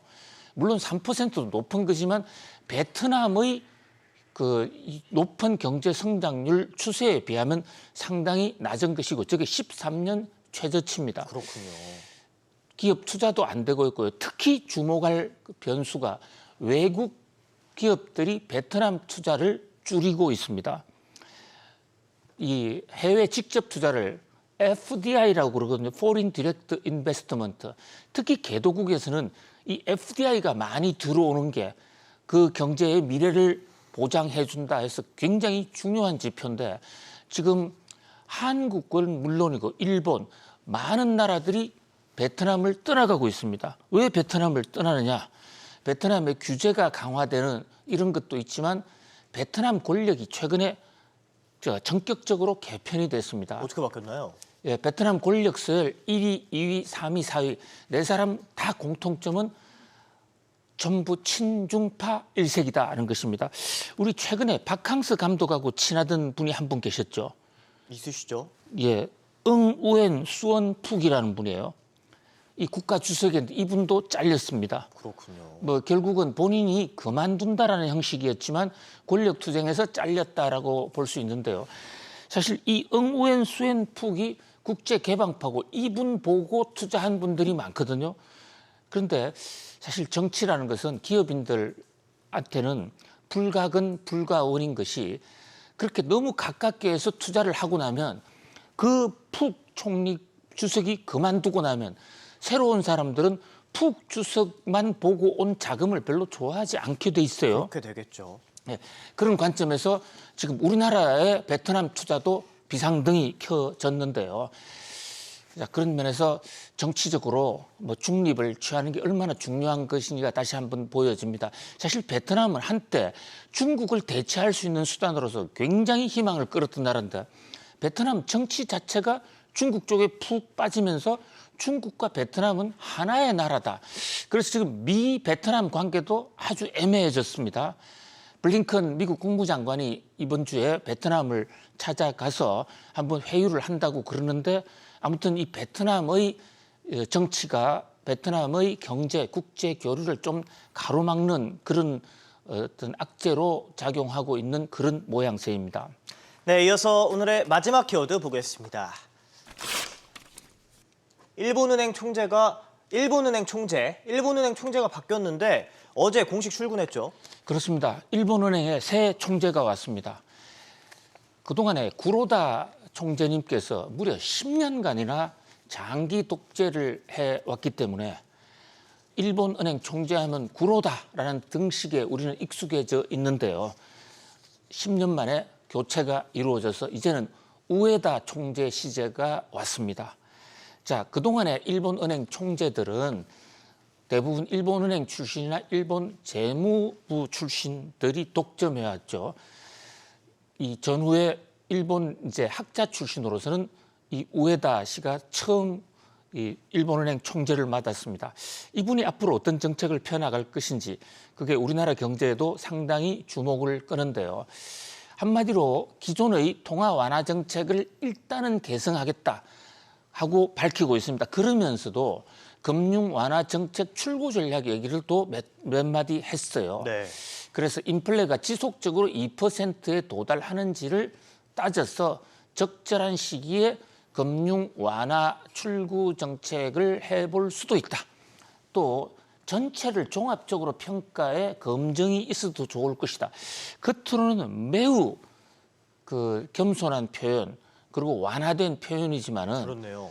그러나 중앙은행 총재의 발언이라는 걸 감안하고 또 그동안에 우에다 총재의 평소에 굉장히 이 우회적 표현을 감안할 때 이것은 일본 은행의 상당한 정책 변화를 예고하는 하나의 시그널이다. 이렇게 보는 시각도 적지 않아요. 빠르면 금년 5월, 6월 정도에 일본의 정책 변화가 올 것이다. 그러니까 이제 금융 완화 그만하고 아베노믹스 그만하고 특히 채권 수익률 그 정책이라는 YCC 그거 포기하고 본격적으로 금리를 올릴 수도 있다. 그렇게 되면 엔화가 갑자기 강세로 반전할 수 있습니다. 우리나라 경제로서는 뭐 상당히 호재가 될 수도 있는데요. 어쨌든 일본의 변화가 왔다 볼 수가 있습니다. 이 우에다 씨를 이해하기 위해서는 미국의 버냉키로 좀 거슬러 올라갈 필요가 있습니다. 버냉키, 미국의 금융 불안을 해소한 노벨 경제학상까지 받은 분이죠. 이 우에다 씨가 버냉키하고 대학원 박사과정 동창생입니다. 네. 그 지도 교수가 피셔예요. 피셔. 네, 또 갔다고 하시더라고요. 예, 스탠리 피셔. 미국에는 의외로 경제학자 중에 물고기 어부 이 피셔라는 사람들이 적지 않아요. 많이 있은 것 같습니다. 예, 스탠리 피셔의 제자들인데 그 스탠리 피셔의 스승도 피셔고 또 주위의 삼촌도 피셔고 그야말로 자 피셔라는 이름은 미국에서 굉장히 흔한 독일계 유대인입니다. 그런데 물고기를 잡는 그런 피셔인데 이것은 통화 정책을 잡고 인플레를 잡는다 뭐 이런 얘기도 있고 어빙 피셔라는 사람은 그 유명한 화폐 방정식으로 해서 미국 세계 경제학의 어떤 교조 중간 시조 정도로 되어 있는데 어쨌든 우에다의 정책을 이해하려면 미국의 버냉키나 그 스승인 스탠리 피셔를 볼 필요가 있다. 그런 면에서 스탠리 피셔의 일본 상륙이다. 이렇게도 볼 수가 있을 것 같습니다. 알겠습니다, 박사님. 지금까지 오늘의 키워드 기대 인플레, 은행 성적표, MMF 폭탄, 베트남 빨간불, 일본은행 총재 박사님과 짚어봤습니다. 고맙습니다. 고맙습니다.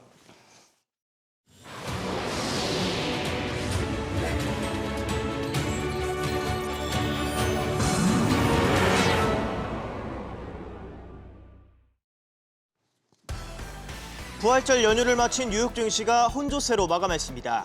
시장은 미 연준의 추가 긴축 기조에 주목하고 있습니다. 데이비스 멜패스 세계은행 총재가 올해 세계 경제 성장률 전망치를 2%로 높인다고 밝혔습니다. 세계은행과 국제통화기금 IMF 수장은 전 세계의 지정학적 갈등으로 경제와 무역에 큰 부담이 되고 있다고 지적했습니다. 애플의 개인용 컴퓨터 맥 출하량이 크게 줄어들면서 실적에 먹구름이 들이우고 있습니다. CNBC는 시장조사 업체 IDC를 인용해 애플의 1분기 개인용 컴퓨터 출하량이 지난해보다 40.5% 급감했다고 보도했습니다. 시장조사 업체 팩트셋이 올 1분기 S&P 500 지수 상장 기업들의 순이익이 지난해보다 6.8% 줄 것이라고 예측했습니다. 고강도 금리 인상에 또 실리콘밸리 은행 파산 사태까지 겹치면서 신용 경색 경계감이 커지고 있습니다. 오늘은 전국이 대체로 흐리고 비가 내린 뒤 밤부터 기온이 크게 떨어지겠습니다. 예상 강수량은 수도권과 강원 내륙 산지, 충청권은 5에서 20mm, 강원 동해안과 남부지방, 제주도는 5mm 안팎입니다. 화요일 아침 모닝벨 2부 시작합니다. 양대 국제경제기구인 세계은행과 국제통화기금, IMF 수장들이 최근 지정학적 갈등이 경제에 큰 부담이 되고 있다라고 지적했습니다. 물가 안정이 중요한 만큼 중앙은행이 금리를 높은 수준으로 유지할 수밖에 없지만 금융 부분 안정도 중요하다고 밝힌 건데요. 정단 캐스터, 뉴욕 증시 상황부터 전해주시죠. 네, 성금요일로 하루 휴장하고 돌아온 뉴욕 증시가 보합 마감을 했습니다. 지수 함께 보시죠. 다우와 S&P 500 지수가 각각 0.3%, 0.1% 강세였지만 나스닥 지수 0.03% 약보합권에서 마감을 했습니다. 이번 주 소비자 물가지수, 생산자 물가지수부터 연준의 FOMC 의사로까지 발표가 되고 현지 시간 14일부터는 대형은행을 시작으로 본격적인 어닝 시즌에 돌입하다 보니까 섣부르게 움직이지 않는 모습이었는데요. 이날은 휴장한 사이 발표됐던 3월 비농업 신규 고용 지표를 소화한 날이기도 했죠. 노동부의 3월 고용 보고서가 발표되기 전에 나왔던 주간 실업보험 청구 건수, 또 ADP 고용 보고서는 노동시장이 식고 있음을 너무나도 잘 보여줬는데 3월 비농업 신규 고용은 살짝 달랐습니다. 신규 고용이 여전히 20만 명을 웃돌았고요. 그리고 실업률은 전달보다 하락했죠. 노동시장이 둔화하고 있다 하더라도 아직은 건재하다는 것을 보여줬는데요. 미 연준이 오는 5월 FOMC에서 기준금리를 인상할 명분을 줬습니다. CME 패드워치에 따르면 선물 시장도 5월의 베이비 스텝 가능성을 일주일 전에 비해 높이면서 69%, 70% 가까이로 보고 있습니다. 다만 연준은 3월 소비자 물가지수, 생산자 물가지수를 더 중요하게 볼 것으로 예상이 되는데요. 이안린젠 BMO 캐피털 금리 애널리스트도 연준의 금리 인상 여부는 3월 CPI에 달려있다 이렇게 말했습니다. 한편 추가 기준금리 인상 가능성의 국채금리 오름세였습니다. 10년물 국채금리가 3.415%를 기록했고요. 2년물 국채금리 다시금 4% 위로 올라왔습니다. 그렇다면 빅테크의 하방 압력이 가해졌겠죠. 시가총액 상위 종목에 빨간불이 많이 들어왔는데요. 시총 1위 애플이 1.6% 하락했습니다. 이어서 마이크로소프트, 알파벳 모두 하락 마감했고요. 아마존이 0.1% 강세였고 버크셔 해서웨이 0.3% 약세였습니다. 애플은 개별 악재까지도 있었는데요. 애플의 개인용 컴퓨터 맥의 1분기 출하량이 1년 전에 비해 40.5% 급감했습니다. 전 세계적으로 PC 출하량이 29% 줄긴 했지만 이 중에 애플의 감소폭이 가장 컸습니다. 애플의 전체 매출에서 맥이 차지하는 비중이 10% 이하지만 실적에 영향이 있을 것으로 보입니다. 다음 달 4일에 발표되는 실적을 지켜보시죠. 이어서 시총 상위 종목으로 돌아가면요. 테슬라가 0.3% 하락했는데 장중 하락세 꽤 많이 회복한 모습입니다. 고객 사생활 침해로 피소를 당하고 미국에서 올해 두 번째 가격 인하에 나섰다는 소식이 하방 압력의 원인이었는데요. 테슬라는 2024년 2분기 가동을 목표로 중국 상해에 배터리 생산을 위한 메가 팩토리를 건설할 것이란 소식도 전했죠. 중국 배터리 공급망의 이점을 이용하고 최대 해외 시장에서 입지를 굳힌다는 점에서는 긍정적이지만 미중 갈등이 다시 불거지고 있는 점은 변수가 될 수 있습니다.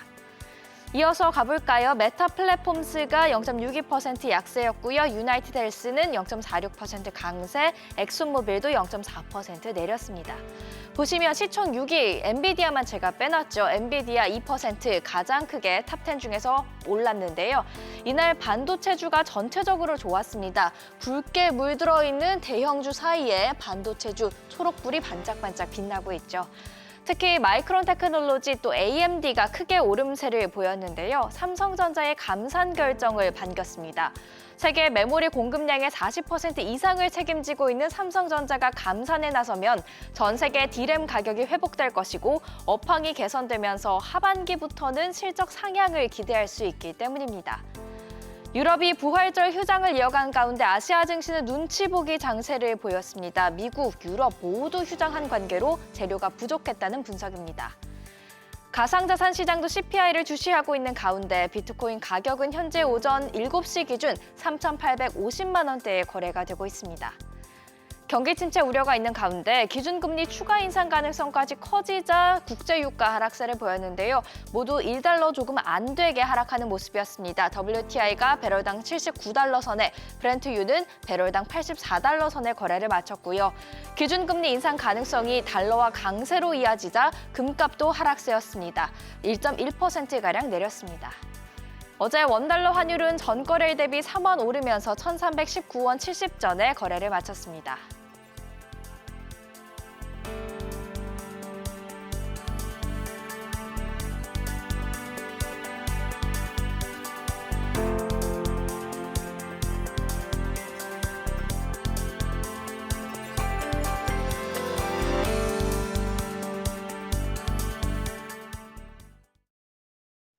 데이비스 멜패스 세계은행 총재가 올해 세계 경제 성장률 전망치를 2%로 올린다고 밝혔습니다. 하지만 지정학적 갈등에 따른 블록화가 글로벌 경제에 큰 부담이 되고 있다는 지적도 나왔습니다. 임종윤 기자. 네, 임종윤입니다. 경기 침체에 대한 우려가 갈수록 커지고 있는 상황에서 세계은행 총재가 올해 성장률 전망치를 올렸다고요? 예, 그렇습니다. 올해 1월에 세계은행이 전망했던 글로벌 경제 성장률 전망치는 1.7%였습니다. 근데 이거를 3개월여 만에 2.0%로 0.3%포인트 끌어올렸습니다. 이 성장 상향을 한 그 근거에 대해서 멜페스 세계은행 총재는 코로나19 봉쇄 조치를 해제가 됐고 또 예상보다 선육 경제가 양호하다라는 것을 근거로 제시를 했는데요. 다만 은행 부문의 불안감이 여전히 남아 있고 오펙 플러스의 감산 여파로 국제 유가가 오를 수도 있다는 점은 불안 요소를 지적했습니다.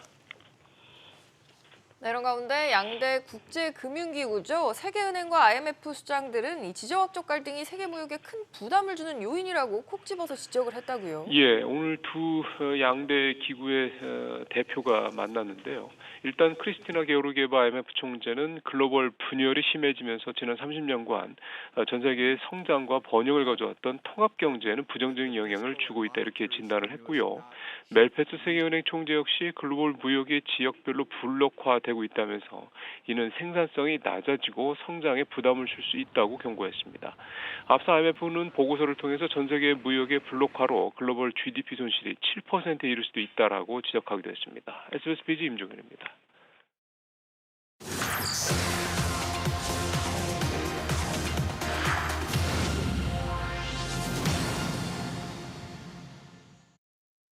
기자가 콕 집어 전하는 뉴스픽입니다.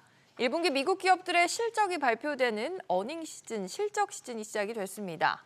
하지만 기업들 사이에서는 어쩐지 침체 분위기가 강해지고 있는데요.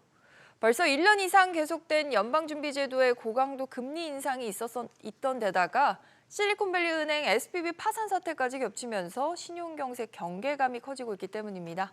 오늘 뉴스픽은 윤지혜 기자와 이 소식들 살펴보겠습니다. 윤 기자, 이번 어닝 시즌 SVB 파산 사태 이후 첫 번째로 맞는 어닝 시즌인데 좀 다소 비관적인 전망이 우세한 것 같더라고요. 네, 시장조사 업체는 1분기 S&P 500 지수에 상장된 기업들에 대한 순이익이 전년 동기 대비 6.8% 감소할 것이라고 예측했는데요. 이 경우 작년에 이어 2개의 분기 연속 마이너스입니다. 코로나19 팬데믹 초기 이후 처음이고 마이너스 폭 또한 2020년 2분기 이후 가장 클 것으로 보입니다. 통상 경제 성장률이 2개 분기 연속 마이너스를 기록하면 우리가 기술적 의미의 경기 침체라고 표현을 하기도 하는데 네. 이러한 관점에서 한 투자 전문가는 기업 수익 전망치만 살펴보면 우리는 이미 경기 침체기에 진입했다 이렇게 평가하기도 했습니다. 사실 지난해 금리가 계속 오르지 않았습니까? 고금리가 상당히 또 영향을 미친 것 같아요. 네, 1년 이상 이어진 연준의 금리 인상. 여기에도 인플레이션이 쉽게 잡히지 않고 예상만큼 빨리 떨어지지 않다 보니까 고금리 기조가 장기화되고 있는데요. 여기에 겹친 SVB 사태는 기업들과 시장을 한층 더 어렵게 만들었습니다. 가뜩이나 누적된 긴축 통화정책 부담에 대출이 위축된 상황인데 금융 시스템 건전성 우려로 은행권 규제까지 강화되면 신용경색 공포가 커질 수 있기 때문입니다. 앞서 저금리 환경일 때 불어난 가계 대출, 부동산 등 레버리지 문제 역시 언제든 터질 수 있는 뇌관으로 꼽힙니다. UBS는 미국 금융시장의 신용경색이 지속되면서 상업용 부동산 대출 디폴트가 늘어날 것이다 이렇게 진단하기도 했습니다. 말씀하신 것처럼 시장과 기업에 좀 돈이 돌기 어려운 상황이 계속되고 있는데 그렇다고 또 연준 입장에선 고민인 게 당장 금리를 내리기도 어렵지 않습니까? 네, 일단 실적 발표되는 걸 좀 지켜봐야 할 것 같은데요. 현지 시간 14일 JP 모건 체이스, 시티은행, 웰스파고 등 대형은행들을 필두로 실적이 발표됩니다. 중소형은행 파산이 은행권 전체에 어떤 여파를 미쳤을지, 향후 대출 규제와 신용경색 등과 관련해서는 어떠한 경영진 메시지가 나올지 주목됩니다. 앞서 3월 FOMC에서 파월 연준 의장은 신용여건 긴축을 가장 경계해야 할 요소로 꼽으면서 추가 금리 인상에 신중하게 접근해야 한다 이렇게 언급했는데요. 움츠러든 시장의 상황은 산업 전반의 성장 전망은 물론 연준의 향후 금리 인상 행보에도 영향을 줄 것으로 보입니다. 네, 관련해서 오늘 국내에서는 한국은행이 우리나라의 기준금리를 또 한 번 결정을 하는데요. 오전 중 속보가 나오는 대로 저희가 또 급히 전해드리도록 하겠습니다. 네, 윤 기자 잘 들었습니다.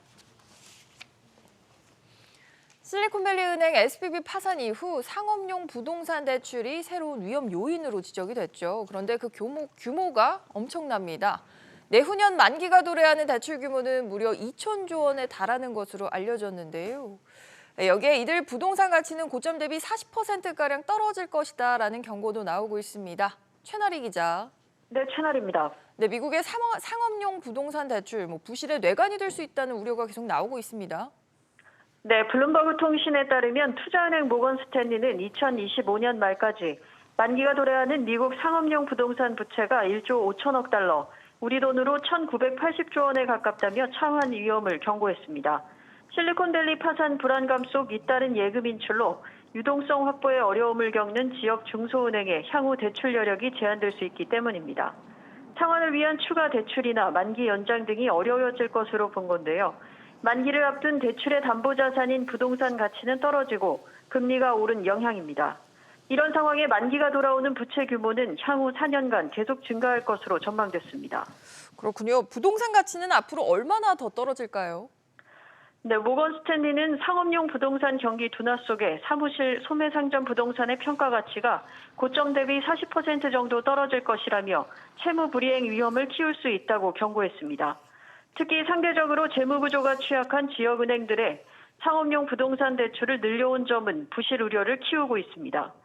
미국 상업용 부동산 대출 가운데 지역은행 비중은 2017년 17%에서 지난해 27%까지 상승했습니다. SBS 비즈 최나리입니다. 반도체와 2차 전지 등 11개 핵심 분야에 오는 2030년까지 총 13조 5천억 원이 투입됩니다. 이런 가운데 계속되는 고용 한파로 지난달 실업급여 지급액이 10달 만에 1조 원을 넘어선 것으로 나타났습니다. 이 소식들은 오정인 기자와 짚어보겠습니다. 우선 정부가 11개 분야의 연구개발 R&D 지원 체계를 전면 개편한다고요. 그렇습니다. 반도체와 디스플레이, 2차 전지 등 11개 핵심 투자 분야에 한해서인데요.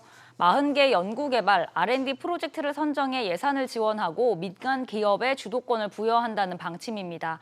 그동안 R&D 투자 방향성이 불분명하고 또 시류에 편승돼 있는 데다 기업들의 니즈를 반영하지 못한다는 지적이 제기됐는데 이런 문제를 해소하기 위한 조치입니다. 예비 타당성 조사 추진과 신규 사업 발굴 등을 통해 올해부터 오는 2027년까지 6조 2천억 원, 2030년까지 13조 5천억 원을 지원하기로 했습니다. 이어서 고용시장 상황도 보겠습니다. 실업급여 지급 규모가 지난해 5월 이후 최대치를 기록했다고요. 그렇습니다. 지난달 실업급여 지급액은 1조 333억 원으로 1년 전보다 3% 증가했습니다. 지난해 10월부터 올해 2월까지만 해도 8천억 원대 수준이었는데 크게 는 겁니다. 실업급여를 받는 인원은 67만 5천 명으로 지난달에만 14만 4천 명 신규 신청했습니다. 지난해 말부터 이어진 경기 불황에 연말 계약 종료 영향 등으로 석 달째 10만 명을 웃돌고 있습니다.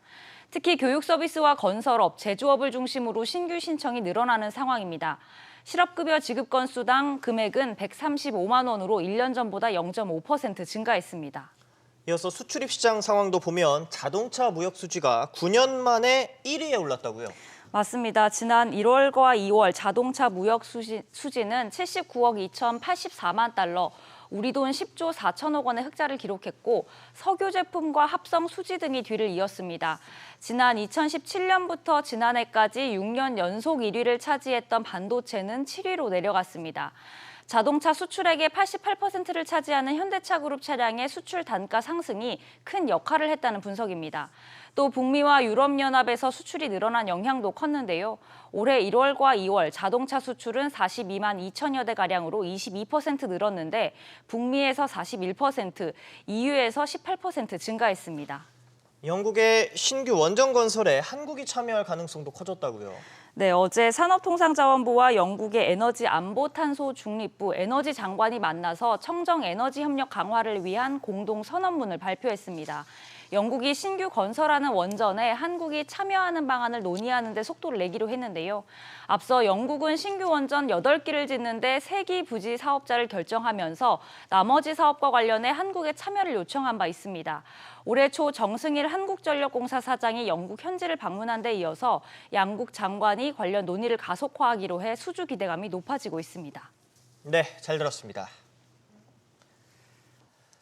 한국은행 금융통화위원회가 잠시 오전 9시 통화정책 방향회의를 열고 현재 3.5%인 기준금리의 조정 여부를 결정합니다. 전문가들 사이에선 4%대 초반으로 떨어진 물가 상승률과 경기 하강, 또 금융 불안 등을 고려해 기준금리를 동결할 것이란 전망이 우세한 것으로 나오고 있습니다. 예상대로 기준금리가 3.5%로 유지되면 2월에 이어 2번 연속 동결되는 것으로 사실상 한은의 금리 인상 사이클이 끝났다는 해석에 힘이 실릴 수 있습니다.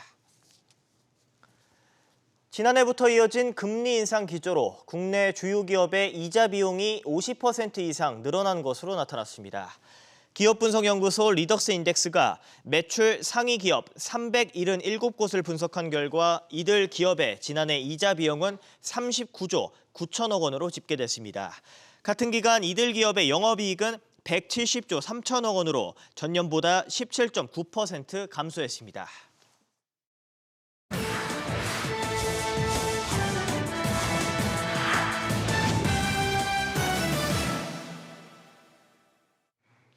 반도체 겨울 속 나홀로 질주하던 대만 TSMC도 결국 부진을 피하지 못했습니다.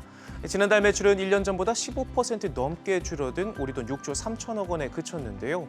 월 매출이 전년 대비 줄어든 건 2019년 5월 이후 약 4년 만에 처음입니다. 분기로 보면 1분기 매출은 약 22조 원으로 1년 전보다 3.6% 증가하긴 했지만 이 전문가 전망치에는 미치지 못했는데요. 글로벌 금리 인상과 인플레이션 여파로 반도체 산업이 부진하면서 세계 파운드리 시장의 60%를 장악하고 있는 TSMC마저 타격을 입었다는 평가가 나옵니다. 특히 큰손 고객 애플의 개인용 컴퓨터 출하량이 40% 넘게 급감한 점도 실적에 큰 영향을 줬습니다. 그간 공격적으로 영역을 넓혀오던 TSMC지만 반도체 겨울이 길어지면서 투자도 대폭 줄이기로 했는데요. 당초 363억 달러에서 올해 최소 320억 달러까지 설비 투자를 축소하기로 했습니다. 어려운 경기에 더해 미중 갈등이라는 변수까지 상황을 힘들게 하고 있는데요. 여기에 미국이 자국 내 반도체 산업을 육성하기 위해 발표한 반도체 지원법의 독소 조항도 골칫거리입니다. 보조금을 받기 위해 기업 기밀까지 미 정부에 공개해야 하는데 현재 미국 애리조나주에 400억 달러, 무려 53조 원의 투자에 공장을 짓고 있고 투자액도 기존 계획의 3배로 늘린 만큼 셈법이 복잡해진 상황입니다. 애플의 개인용 컴퓨터 맥 출하량이 급감하면서 실적에 먹구름이 들이오고 있습니다. 시장조사 업체 IDC에 따르면 1월부터 3월 전 세계 PC 출하량이 29% 줄었는데 그중에서도 특히 애플의 감소폭이 컸습니다. 무려 40% 넘게 급감했는데요. 지난해 4분기 기준 애플의 전체 매출에서 맥이 차지하는 비중은 10%가 채 안 되긴 하지만 생각보다 큰 감소폭에 실적 영향은 불가피할 것으로 보입니다. 특히 지난해 4분기 4년 만에 처음으로 분기 매출이 감소했던 만큼 2분기 연속 역성장의 신호가 아니냐는 분석도 나오는데요. 월가에서는 애플의 1분기 매출을 918억 1천만 달러에서 988억 4천만 달러 사이로 내다보고 있습니다. 불행 중 다행인 건 맥 판매가 급감하긴 했지만 전체 매출의 절반 이상을 차지하는 아이폰 생산이 정상 궤도에 올랐다는 점인데요. 다음 달 4일로 예정된 애플의 실적 발표 눈여겨보셔야겠습니다. 애플의 최대 협력사죠 대만 폭스콘이 전기차 사업에 본격적인 투자에 나섭니다. 향후 3년간 우리 돈 1조 원을 투입할 계획이라고 밝혔는데요. 이번 투자에는 전기버스와 배터리 제조 공장도 포함될 예정입니다. 수익 다변화를 위해 지난 2020년 전기차 진출을 선언한 뒤 이듬해 전기차 모델 3종을 선보인 폭스콘은 2027년까지 연간 300만 대 전기차 생산을 목표로 하고 있습니다. 이를 위해 미국 전기차 스타트업 로드타운의 생산 공장을 2억 3천만 달러에 인수하고 이어 태국과 사우디아라비아 등과 파트너십을 발표하는 등 전기차 산업에 본격적으로 뛰어들고 있는데요. 일각에서는 오랜 기간 애플과 협력해온 폭스콘이 전기차 사업에 손을 뻗으면서 애플의 애플카 위탁 생산까지 범위를 넓힐 것이란 전망도 나옵니다. 최근 대만 경제일보는 대만 주요 부품업체들이 애플카 생산에 위한 공급망에 잇따라 포함되고 있다며 폭스콘의 최근 움직임은 애플의 전기차 출시 전략과 일치한 선상에 있다고 평가하기도 했는데요. 애플의 단짝 폭스콘의 한 수가 시장에 어떤 변화를 불러올지 관심이 모아집니다. 최근 오펙 플러스의 깜짝 감산으로 유가가 크게 흔들렸죠. 이런 가운데 사우디 국영 석유 업체 아람코가 감산과 관계없이 아시아 원유 공급을 보장할 방침이라는데요. 로이터 통신의 보도 함께 확인해 보시죠. 로이터는 소식통을 인용해 아람코가 감산 여부와 상관없이 아시아에 대한 5월 계약분에 대해 공급을 보장할 것이라고 전했는데요. 5월부터 하루 50만 배럴 감산에 들어갈 예정인데 북아시아 일부 국가에 대해서는 계약 물량을 전량 공급할 계획일 것이라고 전했습니다. 로이터는 오펙 플러스의 감산 발표가 세계 최대 원유 수입 시장인 아시아에 대한 공급 물량 축소로 이어질지 여부를 보여주는 가늠자는 바로 아람코의 월별 배정 물량이라며 그동안 투자자들이 주시해온 사안이라고 설명했는데요. 오펙 플러스의 깜짝 감산이 실제 공급에 영향을 줄지 아니면 단지 유가 부양을 위한 것인지가 시장의 관심사였다고 덧붙였습니다. 한편 아랍에미리트의 아부다비 국영 석유 공사도 적어도 아시아 3개국에 대해서는 6월 계약분 원유를 전량 공급할 계획임을 통보했다고 소식통들은 전했는데요. 오펙 플러스의 감산 결정으로 브렌트유와 서부 텍사스 원유 가격은 지난주 6% 상승하며 출렁였습니다. 챗 GPT 열풍에 중국 AI 분야 최대 스타트업 센스타임도 동참했습니다. AI 챗봇 센스챗을 공개했는데요. 시연회에서 질의응답을 통해 이용자의 의도대로 이메일과 동화를 작성하거나 컴퓨터 코드를 다루는 등의 시범을 보였습니다. 센스타임은 자율주행과 영상 분석 등 다양한 분야 AI 관련 기술을 보유하고 있는데 특히 얼굴 인식 분야에서 세계 정상급 기술력을 보유하고 있는 것으로 평가받고 있습니다. 챗 GPT의 등장으로 중국 IT 업계는 기술 개발에 열을 올리고 있습니다. 지난달 중국 최대 검색 엔진 바이두가 가장 먼저 AI 챗봇 어니보스를 선보였고 최근 알리바바 역시 AI 챗봇 퉁이 채널을 공개했는데요. 이 밖에도 텐센트, 메이턴의 공동 창업자 출신인 왕후이원, 서고우도 AI 챗봇 개발 열풍에 가세했습니다. 일론 머스크의 우주 탐사 기업이죠. 스페이스X가 개발한 스타쉽 우주선의 첫 지구 궤도 시험 비행이 당초 계획보다 늦어지고 있습니다. 머스크는 트위터에 스타쉽 발사가 4월 셋째 주말쯤으로 향해 가고 있다고 밝혔는데요. 우주 전문 매체들은 이르면 이달 10일에 이뤄질 것으로 내다봤는데 미국 연방항공청의 승인이 떨어지지 않으면서 발사가 늦어지고 있습니다. 앞서 스페이스X는 지난 1일 텍사스 보카치카 우주발사시설 스타베이스 발사장으로 스타쉽 우주선을 옮긴 뒤 로켓에 연료를 주입하는 실험 등을 거쳐 발사 준비를 거의 마친 상태입니다. 스페이스X의 기업 가치는 최근 지속해서 상승하고 있습니다. 최근 공모에서 1,400억 달러, 우리 돈 180조 원으로 평가됐는데 5년 전 305억 달러에 비하면 5배 가까이 늘어났는데요. 계속되는 발사 지원의 골머리를 앓았던 머스크가 이번에 웃을 수 있을지 주목됩니다. 지금까지 글로벌 비즈였습니다.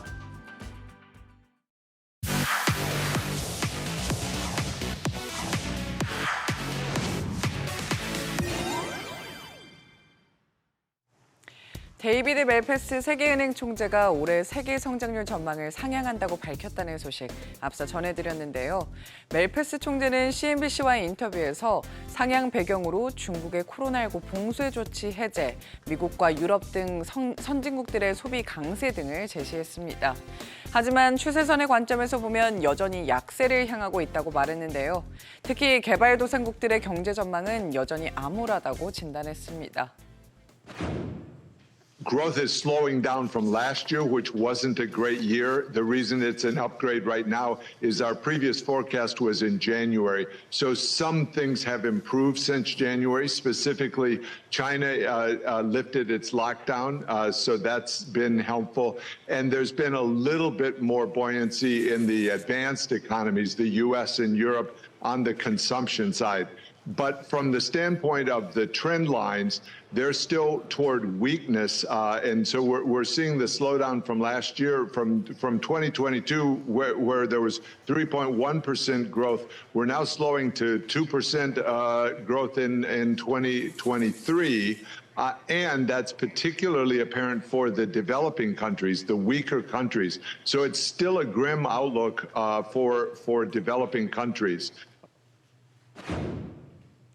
미국 고용시장이 견조한 모습을 보이면서 연준이 오는 5월 회의에서도 기준금리를 0.25%포인트 인상할 가능성은 더욱 높아졌죠. 세계 최대 채권운용사 핌코의 북미 담당 이코노미스트도 연준이 금리를 한 번 더 인상할 것이라고 내다봤는데요. 가팔랐던 지난해 연준의 긴축 속도가 경기 침체를 유발할 것이라고 경고하기도 했습니다. I think it's really just a matter of time here before inflation comes down, but of course inflation lags.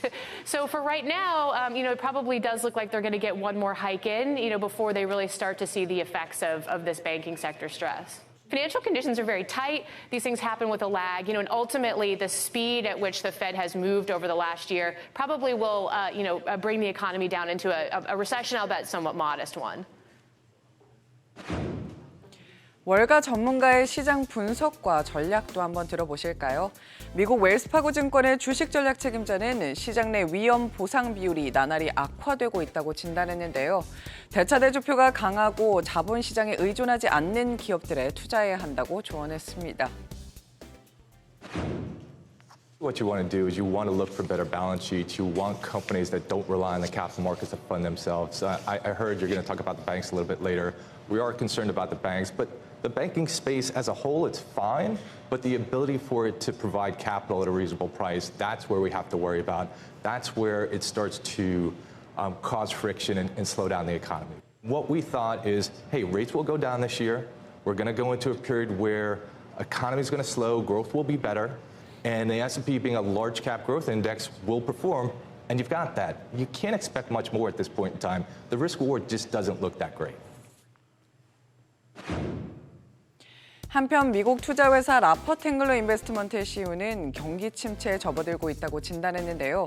이와 같은 환경에서는 순이익이 보장된 기업들에 투자해야 한다고 말했습니다. 특히 비중을 축소한 섹터에서 선별적으로 투자해야 한다고 강조했습니다. I think one of the things you have to think about when you're entering what we think is going to be a recession, not super traumatic, but a recession nonetheless, you want to own companies that are reliable earners. And if those are in fact in the technology space and you're getting the benefit of lower interest rates, which I do agree with that assessment, then I think you want to continue to use weakness because they're going to chop around here and add to names selectively, especially where you're underweighted.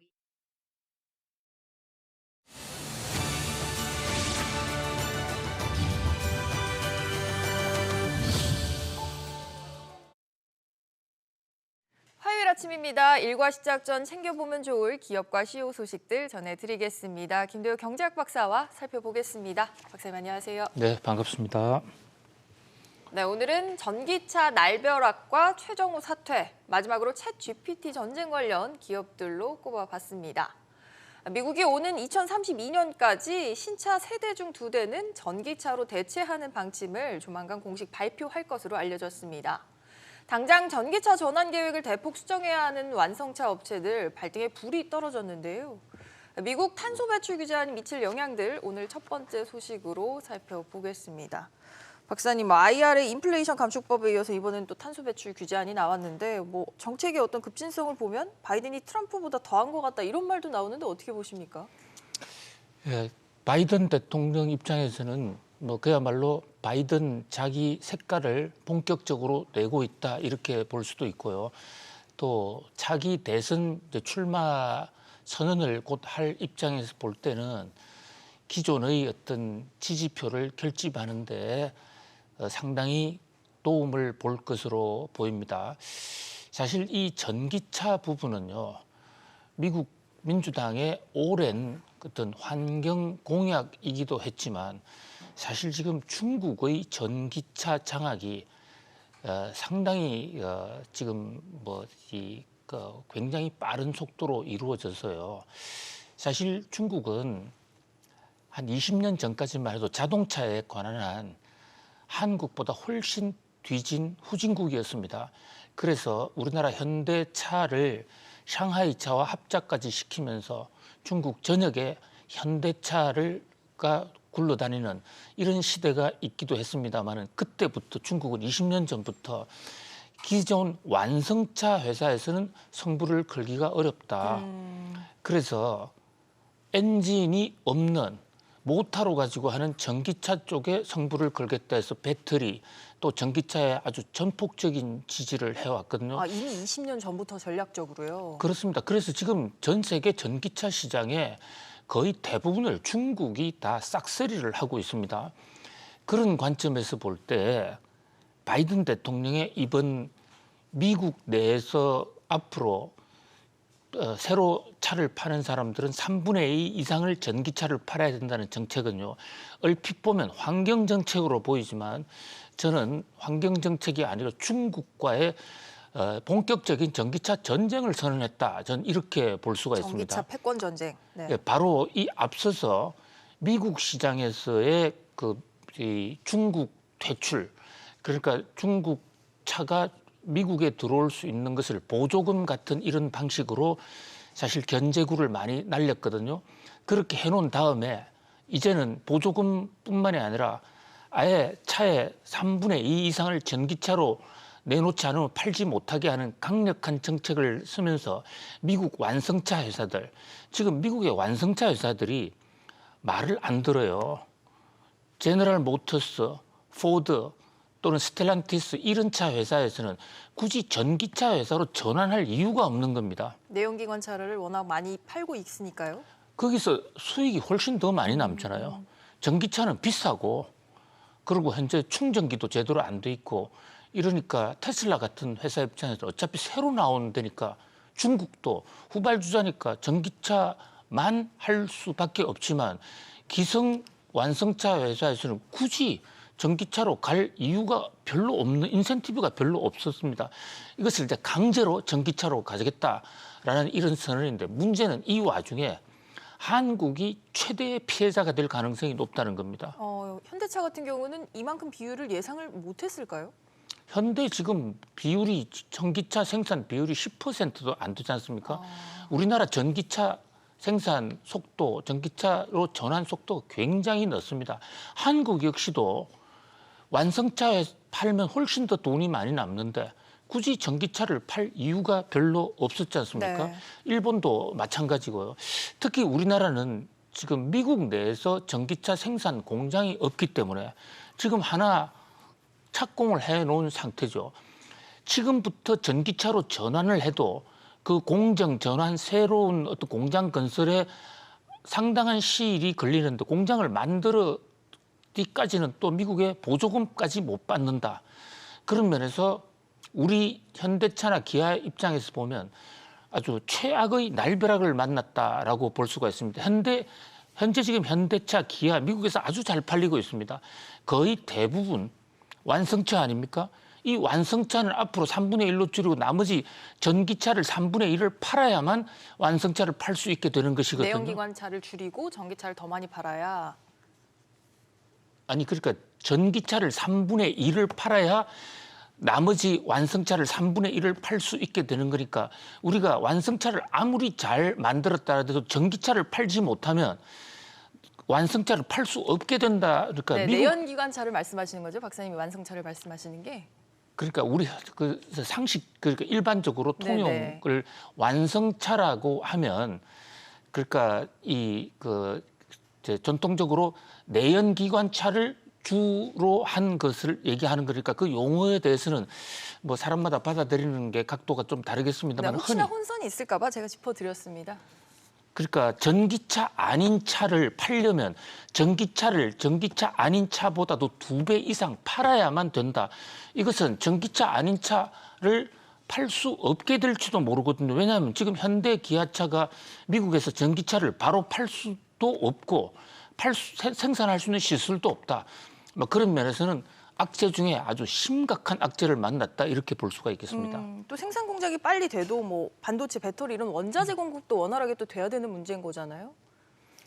그렇습니다. 원자재 공급도 문제고요. 또 지금 미국이 하나 걸어놓은 것은 원자재 공급에서 배터리 같은 경우에 바로 중국산 의존하는 데는 2025년부터 미국에 들어올 수 없게 되지 않습니까? 네.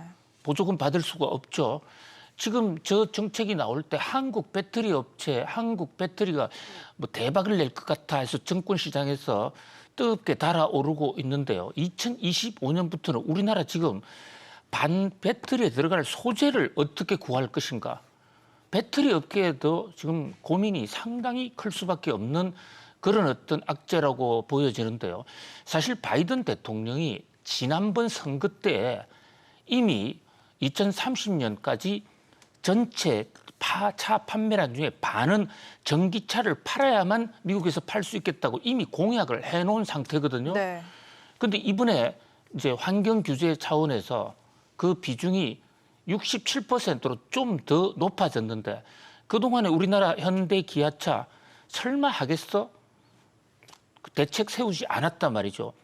그런데 미국 입장에서는 중국과의 경쟁에서 전기차를 이대로 놔뒀다가는 자동차 시장에서 완전히 미국이 왕따 당할 수 있겠다는 이런 지금 위기의식 속에 이 정책을 강력히 밀어붙이고 있는 것이거든요. 그런 면에서 전기차에 늦게 출발한 우리나라 현대 기아차로서는 지금 아주 큰 날벼락을 맞았다 이렇게 볼 수가 있겠습니다. 그렇군요. 조금 기민하게 이 속도에 대응하지 못했다는 부분을 아쉬운 점으로 꼽아주셨는데 말씀하신 것처럼 현대차 요즘 실적 잘 나오고 잘 팔린다는 소식 저희도 전해 드렸습니다만 좀 속내는 편치 않을 것 같습니다. 이런 가운데 테슬라 필두로 뭐 경쟁사들 가격 인하도 또 속도를 내고 있지 않습니까? 그렇습니다. 지금 현대차 실적이 좋다 이러는데요. 거기에 대해서도 상당한 착시 현상이 있습니다. 지금 현대차가 실적이 좋은 것은요. 최근 몇 년간 반도체 공급난 때문에 제대로 팔지를 못했어요. 그러는 바람에 사겠다는 사람이 줄을 서 있으니까 거기다가 반도체 이제 공급난이 조금 해소되니까 마치 어떤 현대차가 큰 호황기가 온 것처럼 이런 착각이 일어나는 거예요. 지금 사겠다는 사람은 돈 다 주고 사니까 할인 안 해도 되고 제 돈 다 주고 만드는 족족 팔 수 있는 시대거든요. 근데 이게 한 분기 내지 두 분기면 끝나가는 그런 상황이에요. 그런 와중에 지금 테슬라가 또 가격을 내린 것은 다른 완성차 회사들이 넘어오지 못하게 전기차로 넘어오지 못하게 또 하나의 쉴드를 치는 것이거든요. 뭐 그런 면에서 미국 정부의 공격에다가 테슬라의 가격 인하 공격, 거기다가 지금부터 공장을 만들게 되면 미국의 보조금을 못 받는다고요. 네. 그럼 미국에 못 들어가는 거예요. 그러니까 여러 가지로 고민이 뭐 3중, 4중의 고민이 생겼다 이렇게 볼 수가 있겠습니다. 어떻게 해요, 현대차 박사님 그럼? 그래도 할 수밖에 없는 거 아니냐. 빨리 속도를 빨리 지금 나가야 되고요. 또 배터리 업체도 마찬가지입니다. 지금 배터리도 우리가 배터리를 한 지가 먼저 되니까 우리가 이득을 본다. 아닙니다. 일본 배터리가 훨씬 더 큰 이득을 지금 보게 돼 있고요. 보조금 규정상. 거기다가 미국 회사들이 배터리 내재화, 배터리를 스스로 만들게 됩니다. 거기다가 그 배터리의 소재 부품을 미국 현지에서 바로 조달하는 것도 미국 배터리 업체가 훨씬 더 유리할 것으로 보이거든요. 위기의식을 갖는 게 굉장히 중요한데 지금 현재 자동차 잘 팔리고 또 국내 소비를 생각해서 팔기만 하면 만들기만 하면 바로 팔리니까 너무 안이하게 대응하고 있는 것이 아닌가 이렇게 볼 수가 있겠습니다. 적어도 겉으로는 그렇게 보인다는 말씀이시죠? 속으로도 그렇게 보입니다. 심각합니다. 속으로는 위기의식이 있겠죠 라고 저도 그렇게 바라봅니다. 그래요. 예. 다음은 국내 포스코 소식입니다. 최정호 포스코 회장이 지금 상당히 민망한 상황에 놓였습니다. 회사 창업에 기여한 원로들이 최 회장에게 자진 사퇴하라면서 직격탄을 날린 건데요. 박사님 이유가 뭘까요? 예, 포스코 창립 이후에 처음 있는 대란이라고 볼 수가 있는데요. 네. 통상적으로 창업 공신들은 후배가 이쁘지 않습니까? 그 후배가 좀 못하더라도 울타리가 되어주고 사회적 공격을 받을 때 그 공격을 앞서서 방어해주는 이런 역할을 해왔는데요. 그렇죠. 이번에 이 포스코의 역대 원로 선배들이 아예 길거리까지 나서서 후배를 향해서 너 그만둬. 너 이런 식으로 하다가는 포스코 거들내겠다. 아주 예외적인 그런 어떤 포스코의 구태타, 성명서를 냈어요. 네. 난이 일어났다 이렇게 볼 수도 있거든요. 최정호 회장 진퇴 빨리 자진 사퇴함으로써 책임 경영에 사례를 남기도록 촉구한다. 말은 빙빙 돌렸습니다만은 책임 경영에 사례를 남긴다는 것은 책임지고 그만두라는 얘기입니다. 자, 지금 현재 최정호 회장의 그 여러 가지 어떤 이 오나 리스크. 포스코가 사실 주인 없는 회사 아닙니까? 네. 그런데 이제 한 번 더 하겠다, 두 번 더 하겠다 하면서 여러 가지 갈등을 많이 빚어왔는데 바로 지난해에 흰남노 태풍이 닥쳤어요. 뭐 태풍을 최정호 회장이 오라 한 것도 아니고 최정호 회장만의 잘못도 아니지만 태풍 와중에 포스코가 일대 위기를 맞았고 그 지금 쇼크는 계속 진행 중입니다. 그런데 최정호 회장은 태풍 오는 날 유유히 골프 치러 갔다가 국회 청문회까지 나와서 해명해야 되는 그런 상황까지 맞았었죠. 그 태풍으로 인해서 지금 포스코가 실적이 굉장히 안 좋은데 무려 100억 이상의 주식 그랜트를 최정호 회장까지 포함해서 임원들끼리 나눠 먹었다. 이것은 뭐 심각한 경영 누수 현상이다. 이렇게 지금 포스코의 선배들은 보고 있는 것입니다. 박사님, 스톡 그랜트가 뭐길래 이게 노조도 시민단체도 다 맹공격을 하더라고요. 네, 스톡 그랜트는 그냥 주식을 그냥 줘버리는 겁니다. 나눠 먹게 해버린 거죠. 네. 그러니까 자사주를 갖고 있는 포스코가 보통 자사주는 소각을 해야 증권 시장에 호재가 되는데 이것을 이제 자기들 임원들끼리 가진 거예요. 어떻게 스톡 그랜트 하면 스톡 옵션하고도 비교가 되죠. 근데 스톡 옵션은 경영을 잘했을 때 그에 해당하는 주식을 주는 거기 때문에 스톡 옵션은 주가 부양책 수단으로서 같이 한번 잘해보자는 이런 의미가 있습니다만 스톡 그랜트는 주가가 어떻게 되든지 간에 그냥 그 자사주를 나눠주면서 그냥 드세요거든요. 그러니까 이런 데서 노조나 직원들 입장에서는 아니 회사가 이래 어려운데 직원들 그동안에 흰남노 때문에 얼마나 고생했는데 임원들끼리만 주식을 나눠 먹는 것이냐. 여기에 대해서 이제 일각에서는 지금 최정우 회장이 안팎으로부터 그만두라는 그런 압력을 받고 있으니까 임기 보장에 방어막을 치기 위해서 결국은 어떤 그만두라는 문제가 나왔을 때 가장 가까이서 도와줄 사람은 이사회란 말이죠.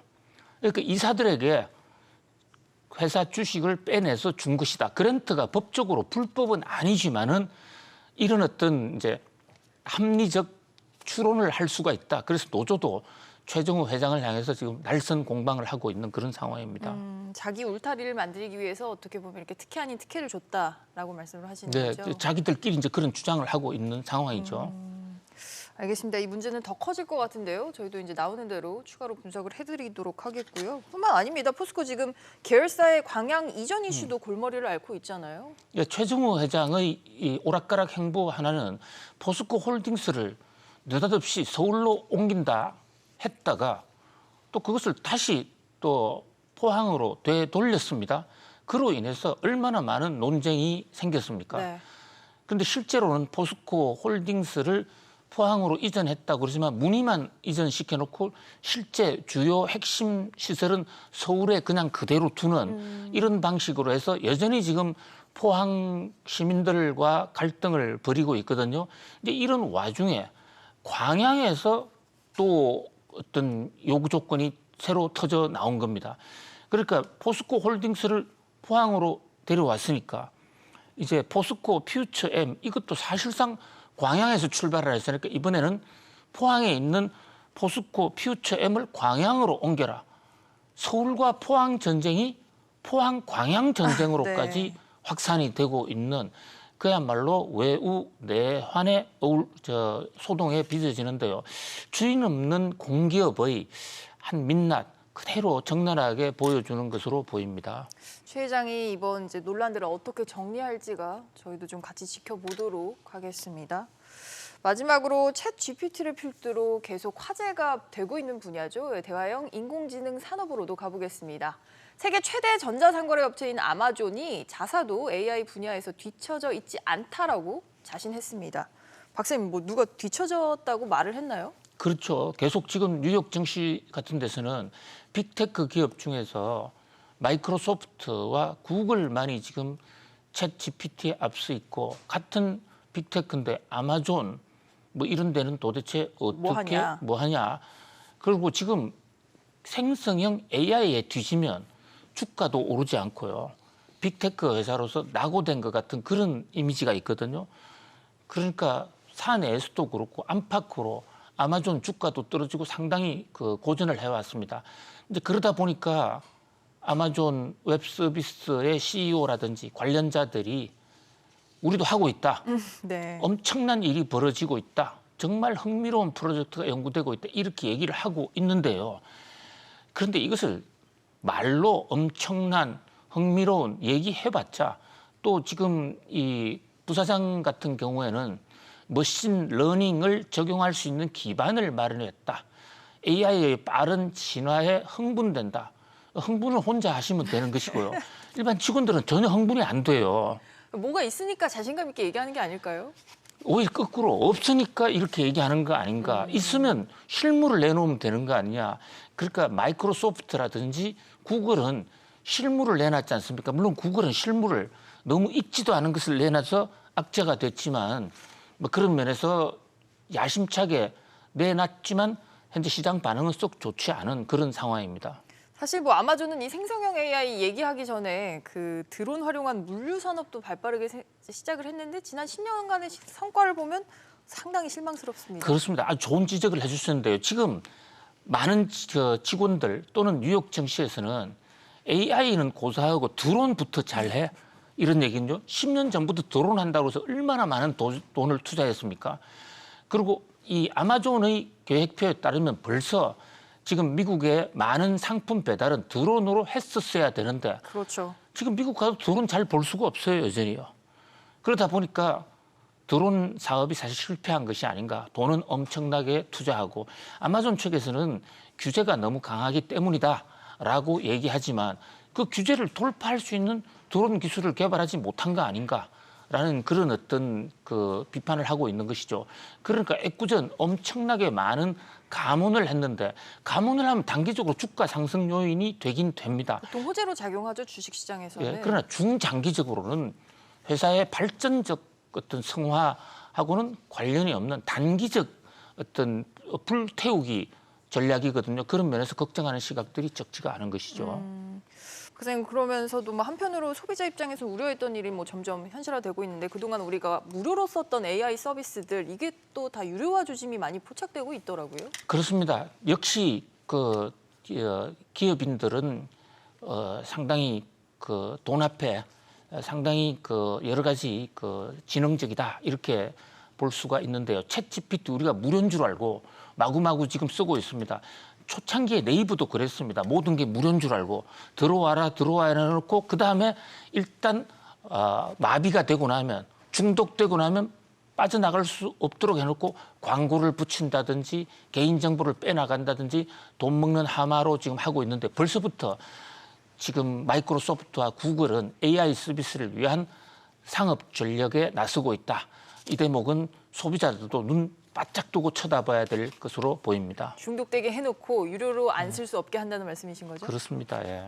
알겠습니다. 오늘 기업, 오늘 사람은 여기까지 전해드리도록 하겠습니다. 박사님 오늘도 잘 들었습니다. 감사합니다.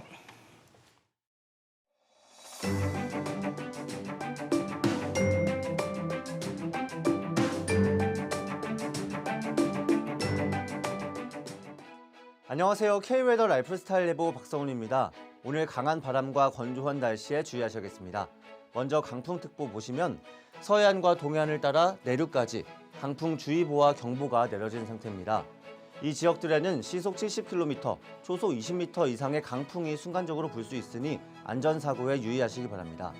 한편 건조특보가 발효된 강원 영동과 경상권 해안, 일부 경상권 내륙을 중심으로 대기가 매우 건조하겠습니다. 화재 예방에도 힘써주시기 바랍니다. 아침인 지금 전국이 대체로 흐린데요. 오늘 중부지방에는 아침에서 낮 사이에, 남부지방에는 낮에서 저녁 사이에 비가 오겠습니다. 예상 강수량은 지역에 따라 중부지방은 5에서 30mm, 남부지방은 5에서 10mm가 되겠습니다. 한편 황사가 비에 섞여 내리는 등 오늘 오후부터 황사의 영향을 받겠는데요. 이에 따라 미세먼지 농도는 전국이 나쁨에서 매우 나쁨 단계로 아주 탁하겠습니다. 야외에서는 미세먼지용 마스크를 꼭 착용하시기 바랍니다. 다음은 자세한 지역별 오늘 기온입니다. 중부지방 서울 13도, 대전 11도, 수원 9도로 포근한 아침입니다. 한낮 최고 기온은 서울과 수원 16도, 청주와 세종 18도, 대전 19도까지 오르겠습니다. 동해안 지방 속초 15도, 강릉 14도로 아침을 시작합니다. 한낮에는 강릉 21도, 울진 23도가 되겠습니다. 남부지방의 아침 기온 광주와 대구 11도, 제주는 15도입니다. 한낮 기온은 전주와 부산 20도, 제주는 23도까지 오르겠습니다. 전해상 하늘 흐려져 비가 오겠습니다. 물결은 서해와 남해에서 매우 높게 일겠고 동해는 최대 5m로 매우 거세게 일겠습니다. 해상 안전사고에 유의하시기 바랍니다. 비가 그치고 나면 아침 기온이 서울 4도까지 떨어지겠습니다. 한편 금요일 충청 이남에 비가 시작돼 토요일에는 전국으로 확대되겠습니다. 날씨였습니다.